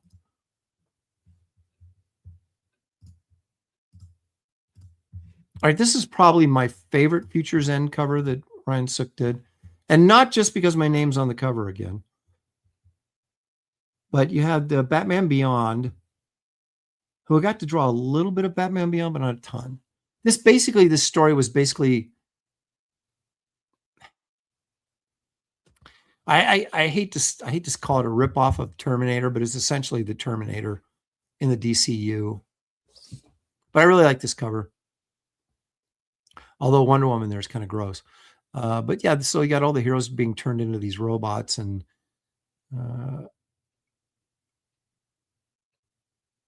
the new Batman there, the savior of the whole thing. But it was drawn out, long-winded, very unfun to draw because there was very few scenes where superheroes were actually in them. just a bunch of people standing around talking. I just never really understood it. But yeah, that's right. OMAC takes over. That's essentially it.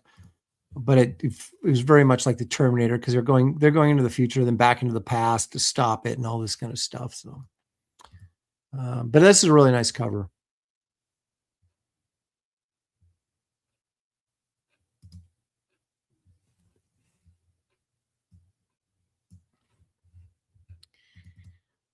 And I promise that's the last cover that has my name on it.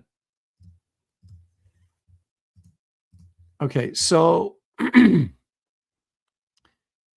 this may be, the next two are battling for my two favorite Ryan Sook covers. I absolutely love this cover with the little, like the little kid superheroes. You had, you know, the Batman and Superman adult faces are really good too, but these little kid Justice League characters are a riot. I love these. This is like a cover I would buy the original artwork from.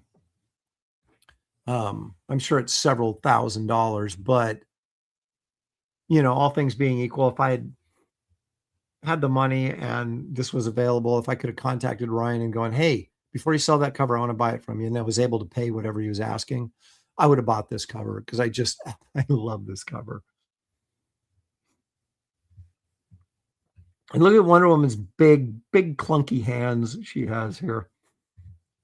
Look at Superman. I love little Green Lantern. Look at his little cheery little face, and Batman, and look at the goofy Flash face down here.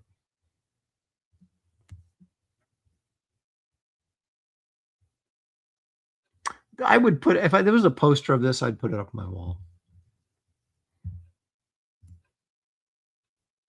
I love it. In fact, I actually ripped it off. I made a print of like Justice League characters as kids. Called it Little Justice or something like that. It was my worst selling print of all time, but I thought it was so cute. I loved it. But anyway, maybe because I ripped it off from Ryan, that the concept from Ryan, that is why it failed so miserably. All right. This is going to seem really weird, but this is, I'm not sure if this one's my favorite or if the last one's my favorite, but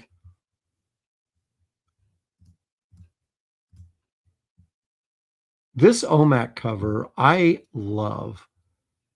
I just love the simplicity of it. I love the, like him standing on the logo, lifting up this, I love that kind of manga-esque robotic. That's the only thing I like about manga is their tech. I think their tech is really cool. It's such a simple, stark, simple cover, but it's so effective. Really like this cover.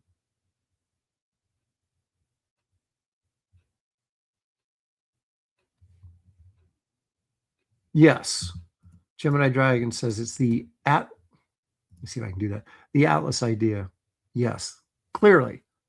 But it's so cool. I don't know why. I remember when this came out and I went, wow. I really like that cover.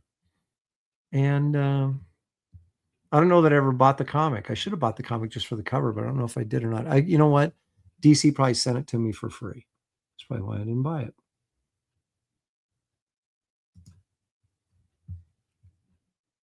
So there you go. That's a look at Ryan Sook's cover art. And I don't know what he's doing these days, because I haven't seen anything from him in a long time, but I'm not a guy that peruses comic shops. So, but you'd think something would crop up online. I'm sure you guys know what he's up to. I have no idea. That's good looking stuff. So there you go, Ryan Sook. And was always, from what I knew him, I didn't know him well, but I knew him a little bit. He always was a really nice guy to me. So I have nothing but nice things to say about Ryan and his tremendous artwork.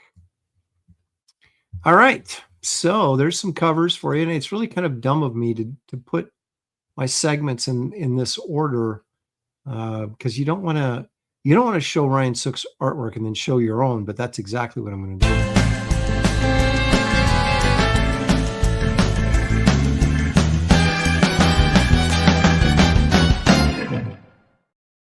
Indeed. What is in my flat files? You know what I really want to know? I want to know how many people are watching on Twitter right now. Because for some reason, it's not showing. It's not showing on my feed here. There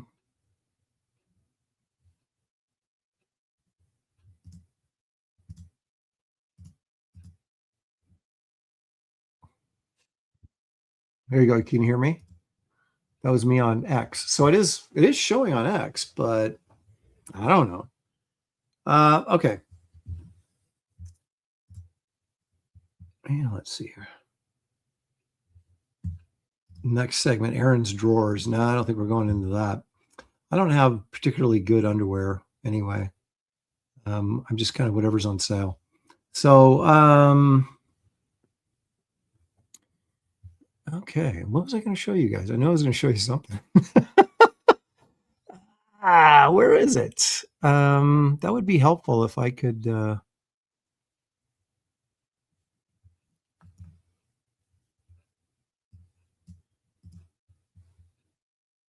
I've got one of those desktops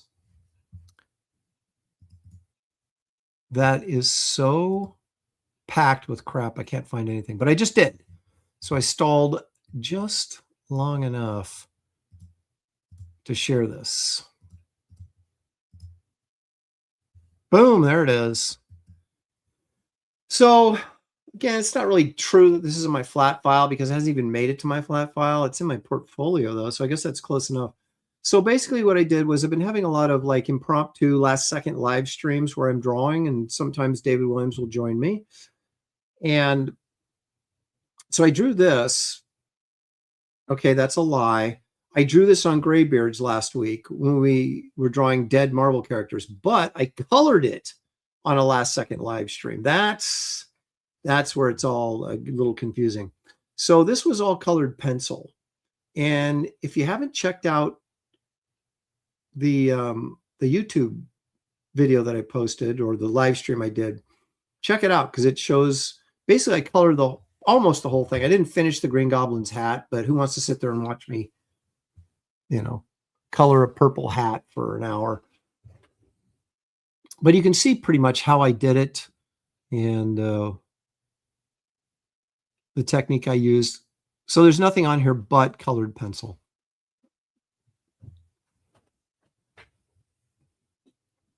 This is available for sale on my website right now, by the way, in case you're interested in checking it out.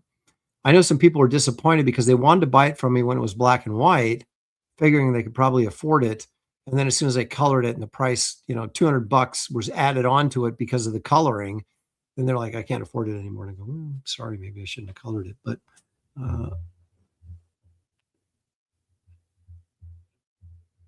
I needed something. In fact, it was David's fault that I colored it because he was like, I was like, I'm gonna draw. I gotta draw a dinosaur or something. And he was like, why don't you just color that Gwen Stacy piece? He goes, it's already done. And then you don't have to, draw anything live. You can just kind of color it. And I went, you know what? That sounds like a good idea. So I took a piece that, was in a lot of people's price range and some people were interested in buying, and then colored it and put it out of a lot of people's price range. So I don't know if I did myself a favor or not. All for YouTube content, but there it is. Okay, see, this is disgusting. That Marvel had Norm and Gwen hook up. This, who's running the asylum? Are the crazy people running the asylum? That was just disgusting. First of all, Gwen doesn't hook up. She's too pure. Okay. And then she was like the perfect girl for Peter Parker because she was, she was as straight as an arrow. She was, she was very pretty, but she was at the same time kind of reserved. And then they killed her. And I've never forgiven them for that. Because I've never been a Mary Jane fan. We always, you always make the discussion always comes up about, well, the thing that made Peter Parker so appealing was the fact that he was kind of this nerd, right? So all of us losers could like relate to him. Well, then he starts, then John Romita takes over and he becomes this kind of handsome dude. And he's got 3 hot chicks chasing after him. And, they ends up marrying a supermodel. And you're like, how can I relate to this guy anymore? Although my wife is very good looking, so don't get me wrong, but it's kind of like you're going, So I don't know. I was never a Ditko era guy. When I was reading, it was the tail end of the Romita and then the Ross Andru era is when I really got into Spider-Man. So, I was always thought he was in college and he was a guy that had a lot of problems, but he was a good looking young guy that, as people, you get out of that awkward stage in high school and you get a little better looking when you get into college and you become an adult and then you get a little better looking. And so, a little more presentable, a little bit more intelligent, all these things. So I didn't really have that problem with that slow evolution Spider-Man, but I never should have got rid of Gwen. Never should have done it. Yeah, and then he's got like black cats chasing after him too. He's got like the hottest women in the world chasing after him all the time. It's like, okay, he doesn't have the same kind of problems. There you go, Paul Taylor. So I was devastated. Didn't like that. I always just loved Gwen Stacy, but my kind of girl. But then, oh well. Then she hooks up with Norman Osborn. Come on, man. What is that? Yeah, I know that whole storyline was just, and then they backed out of that, right? They, a couple years later, they dumped the whole Gwen Stacy clone thing and said that she was actually just another girl that he had experimented on and made look like Gwen Stacy, but she was never really Gwen Stacy. God, I'm telling you, man.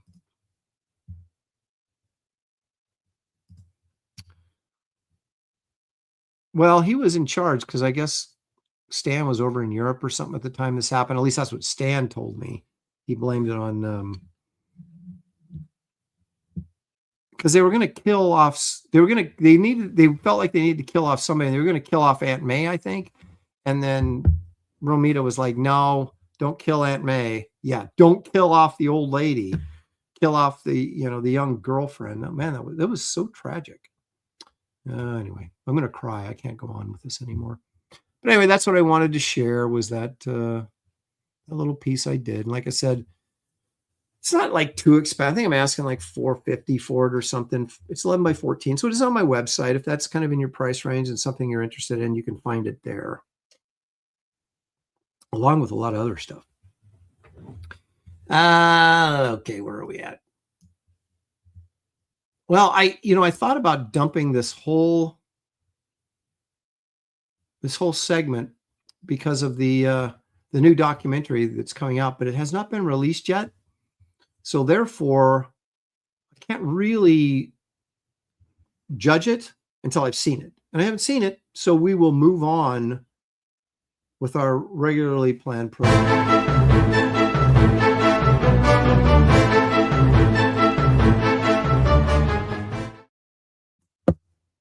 That's right. We are still not finding Bigfoot.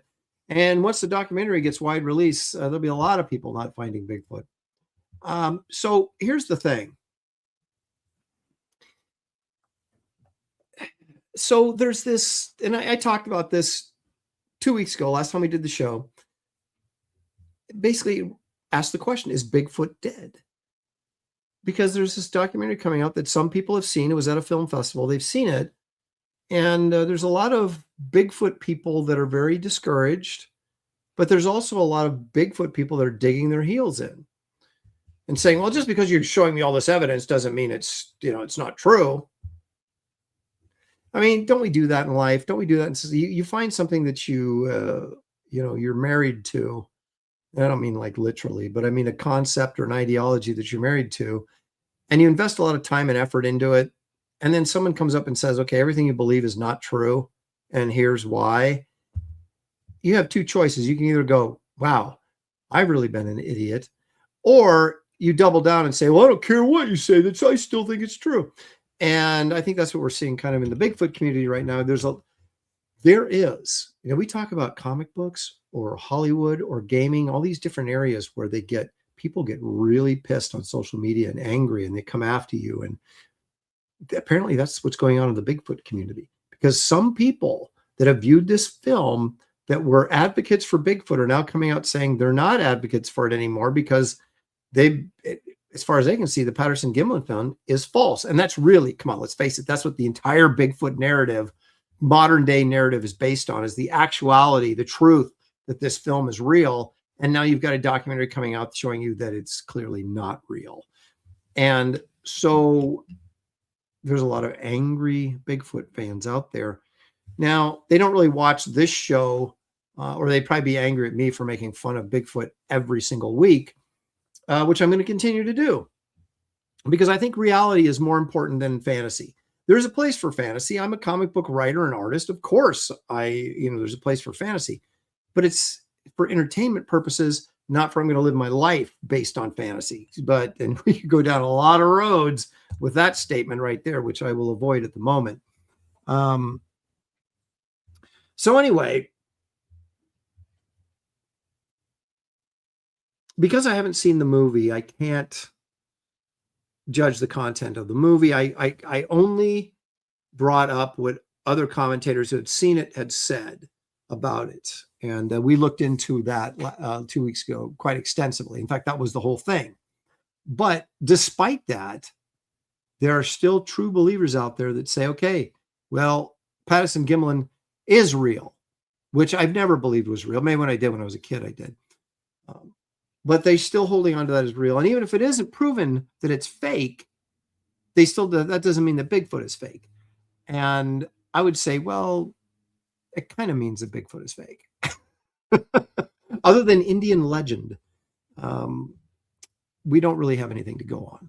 And but people continue to try. And so they come up with really some interesting videos. And that's really what our job is here, is to break down these videos that people keep posting saying, hey, I saw this. And then we have to determine, is it real? Or are they just messing with us? Now, this is Bigfoot. This is one of the better AI efforts I've seen. And that's why I want to play it, because it's clearly AI, but it's really pretty good. So here we go. Let's take a look at Bigfoot battling an alligator in the bayou.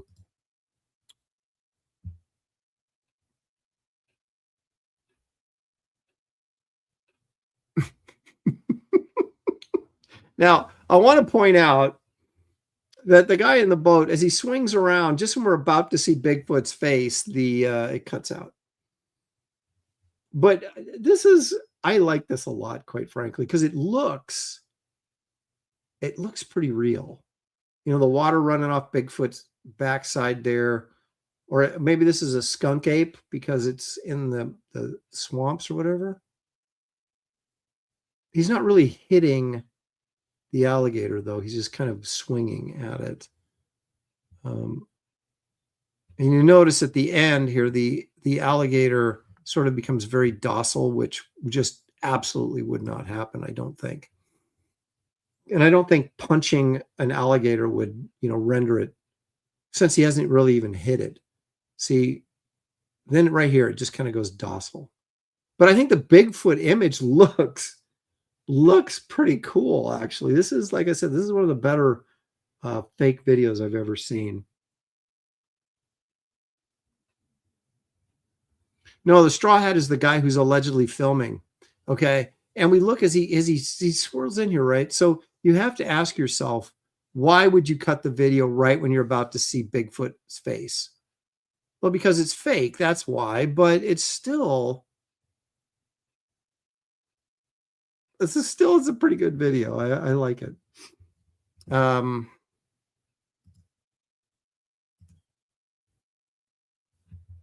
What? Go bye-bye. Okay. Gemini Dragon says maybe the Bigfoot were Nephilim. I hear people talk about the giant thing, and it's like,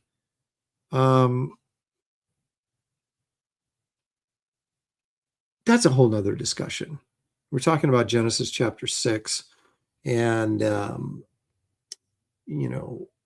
there's quite a bit of discussion about the Nephilim, and I've listened to quite a bit of biblical scholars and people and commentators talk about this, and I have a different opinion than a lot of people, but I don't think the Nephilim were Bigfoot, Gemini dragon. I don't think that's accurate, but it could be. It's always a possibility. Okay, now here we have something that I don't think is AI. All right, that doesn't mean that I think it's quality, but I don't think it's AI. You tell me. This is a Bigfoot in the snow, peering over like a log or something here. Let's take a look. A little shaky. There he is. There he is.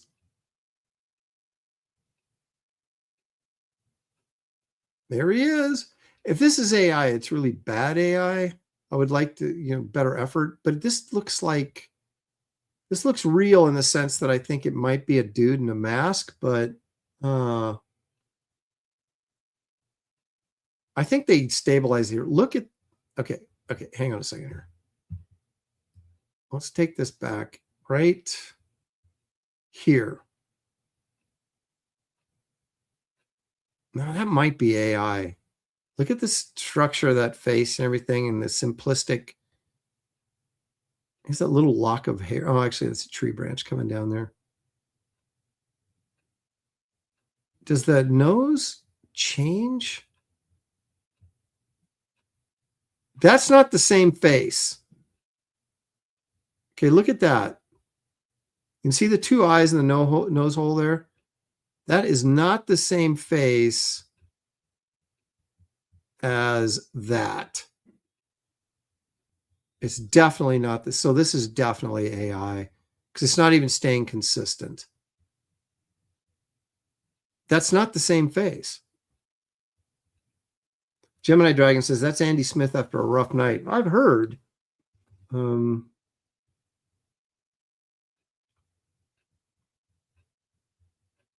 then it goes back to this.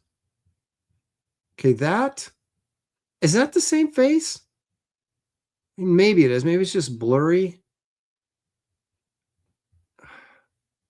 Look at how beady those eyes are there. They don't seem to, well, maybe it's the same. Just blurry.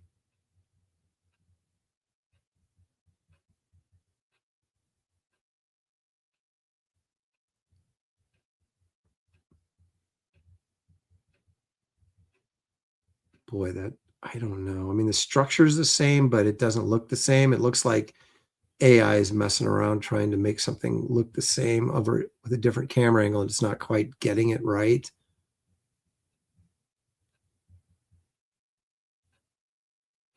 This kind of looks like Buffalo Bill, doesn't it? The guy that was the serial killer in Silence of the Lambs.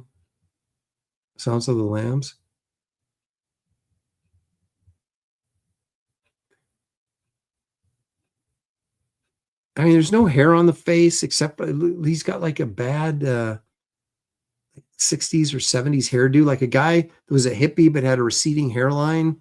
It doesn't really.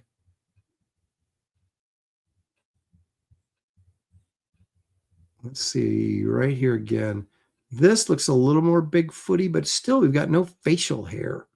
And if you remember the Patterson Gimlin film, which is obviously true, he had hair all over his face, or she did, whatever. Maybe the women just have beards and the men don't in the Bigfoot world. I don't know. I think this is, now that I look at it closely, I think this is crap. I think that's AI. That's a computer generated face. I thought it might be a guy wearing a mask, but the inconsistencies are starting to make me think that it ain't. It's not what it is. That's not the same face. The nose is similar, but it's not the same. The eyes look a little different. Okay. I guess I've drawn my own conclusions. I don't want to, of course, wrongly influence you guys. But I think that's BS. That's what I think that is. All right. Now, what do you think of this? And again, we have the same problem here. There's no consistency in the looks of these Bigfoot creatures. Everybody that shows up with a Bigfoot film and says, oh my gosh, look, I've got the Bigfoots all look different. So it's like, there can't be like We can't even find one, let alone 40 different species of them are out there. But anyway, but take a look here. Look at the arms on this dude. Look how long those arms are. Now he does kind of have the loping stride that the Patterson Gimlin one does, but now I've got to admit, I kind of like this. That arm looks like it's, you notice how it's kind of blurry right where the arm is? Makes you wonder if it was added on or, could this be a video of someone walking and they added over the top of it? Because there are things about it that make it kind of feel like it's real, but that arm looks fake. So I'm not really sure if this was like, pieced together. Was it, is it an actual Bigfoot? This is what finally we've seen what they actually look like. Here it is. Is his other arm the same length? I guess, is it? I guess it is. Wait a minute. Where's his other arm? Is like kind of right. Doesn't look like it's dropping down as low as his other one, but he may be holding it up a bit. I want to be fair. But again, let me ask you the simple question that needs to be answered is why does the film end right there? We got a good shot of him walking, right? And then it cuts right here. He walks off camera. Who would, if you're filming Bigfoot, would you be letting him walk off camera? Of course not. You would follow him with your camera, and this shot would be a couple minutes long until he walked off in the distance. You couldn't see him anymore. Instead, it's clipped right at, what's the AI limit? 6 seconds? For free AI or something? Let's see how long this clip is actually. 1, 2, 3, 4, 5.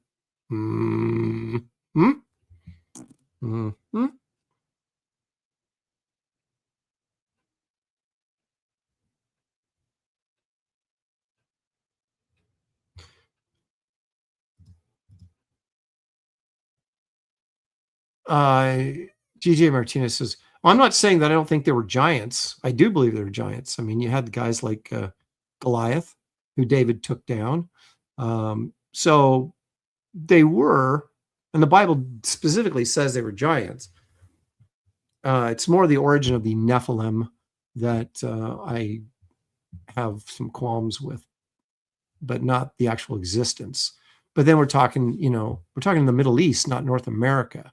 And I know there's people that believe maybe we should get into that, the sort of giants of North America, because there is quite a bit of, and I guess that could be considered cryptozoology, right?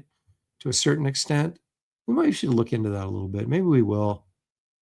Now that Bigfoot may be completely defunct. What is on his back? Does he ever have a backpack on, or does he just have like scabies or something? What is that? I do like this film. I think it has potential, but then they cut it too short, which makes me think, yeah, that's fake.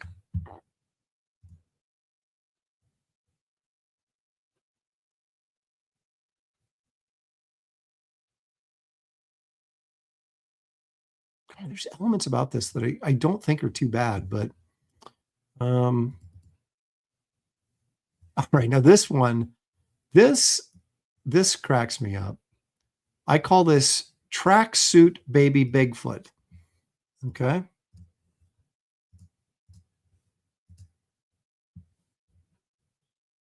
Tell me this does not look like a character from Planet of the Apes wearing a tracksuit. You know what it reminds me of?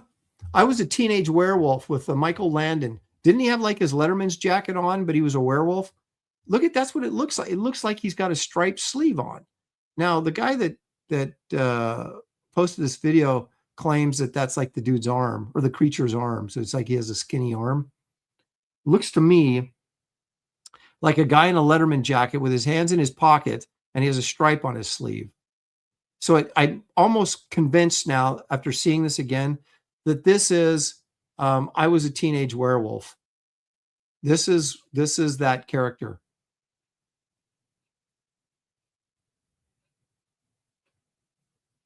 He does look like he has a werewolf head, right? He's got the hair and the kind of the beard and the whole sort of like a werewolf head. But is that the dude's arm, or is that like the sleeve of his jacket that looks like a stripe? I don't know. Matthew Mumaw's going Cornelius on this one. Gemini Dragon says Shane in his monkey mask. That's not very nice. Shane, don't be Shane. Why would you be so mean to Shane?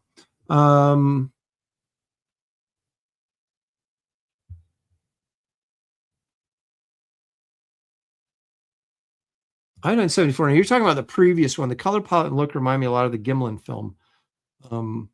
He's talking about the previous one of the guy walking. It does, in a lot of ways, remind me of that, like a more modern version.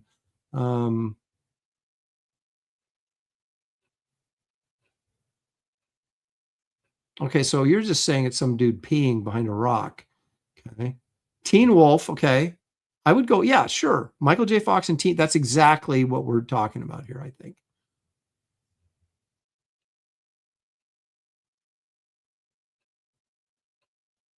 Now, some people are saying this is a juvenile Bigfoot, or it's some other unknown cryptid. I always love they throw that in there. It's another unknown cryptid. There's so many species of cryptid. We should be getting. They should be crawling all over us at this point. But anyway, that's just Aaron the Cynic coming out. I mean, he is moving. So I don't know. You can't even, I don't even know if I grade these on like, is that a guy in a costume? Because who would go to the effort to do a costume when you can do anything in AI now? I wonder if I could generate you have to pay to get like animated AI, right? You can't do that for free, can you? Because you could just go in and go create Bigfoot walking through blah, blah, blah, based on Patterson Gimlin film, blah, blah, blah, and produce like a 5 or 6 minute video, right? I mean, couldn't you do that? I mean, I've done it with single images.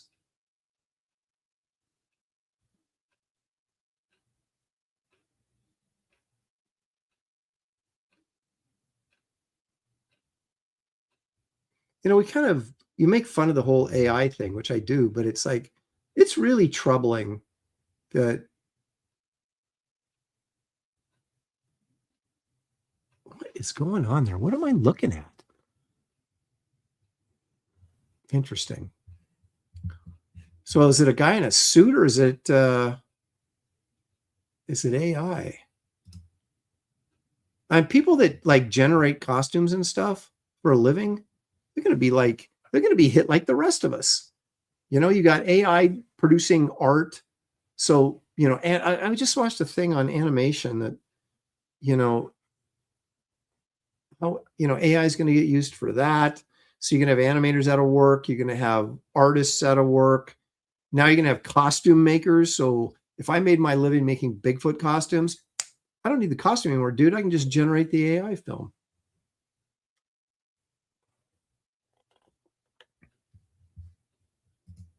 There you go. For a video that long, you'd need to pay for a platform. Okay. Well, plenty of people are doing it. I don't even know how much it costs, but I refuse. That's a statement I'll probably regret in a year, but I refuse to spend the money to like make AI videos. Unless I could figure out a way to make money with it, then maybe I'd do it. Gonna make you could literally create an entire scenario where you're a Bigfoot hunter and you're out in and just the whole thing and a history, and you could have like old photographs and stuff that you could just manufacture, and the whole thing would just be fake. And you could do it relatively easily.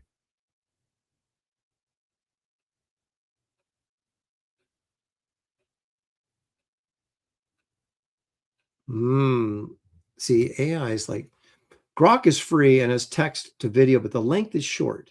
But if you're able to supply references, you might be able to make several and stitch them together. And that's probably why we see these jumps in the film, right? It's because that's what people are doing. We're creating these Bigfoot walking, but they have to do it in segments. And so they get stitched together. So you always have like a glitch every 4 or 5 seconds. Because I've seen you guys animate drawings like my drawings before with AI, which is always kind of cool, you know, but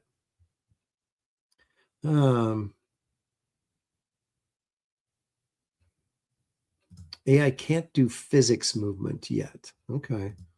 Well, we did see that because I played like the people are making these Bigfoot videos where they're like wrestling moose and stuff.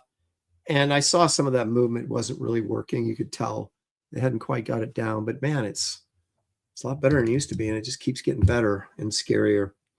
Anyway. All right, guys, that's pretty much all I have for today. We've gone a healthy, I was early. So we've gone like 2 hours and 15 minutes, which that's a lot for me. Still have no idea how many people are watching. We have 60 people watching on YouTube, but I know we have a lot more watching on X. So that's the way it goes. Things are changing. Formats are changing. But, you know, one format we keep pushing around here, and that's the format of graphic novels and two-dimensional storytelling. That's printed work on paper, folks. And I have a book right behind me. You can see it. It's right there. We like to call it Barbaric Adventures. That's my cover. There's 4 cover options for a campaign to bring back this sort of Savage Tales magazine. Super high quality. I'm telling you guys, the story and art in this book are really, really good, and you do not want to miss it. I am, in fact, in the process of doing the best work of my career, and that is not hyperbole. I'm really excited about this and how it's going to look. And I think it's an exciting, fun story, 3 stories. And so please consider backing. Once we get to 400 backers, we will be raffling off, not auctioning off, raffling off a piece of artwork that some lucky backer will receive absolutely free just for backing this campaign, being involved in it. So if you haven't backed Barbaric Adventures, please follow the link in the description of this video or pinned to the top of this chat or on my homepage on X, or you can go to Indiegogo and type in my name, Aaron Lopresti, or Barbaric Adventures. It'll take you right to the campaign. This is going to be a blockbuster event, guys. Don't miss out on it. We got 3 weeks in the campaign left, so let's keep pushing, get those numbers up. And I want to thank you all for joining me today. Thank you all for participating. Can't do it without you. Thank you for the couple of super chats I got. Appreciate that very much. And I think that's all we have. So I will see you guys next week right here on Comics, Cryptids, and Cannonballs. Good night, everybody.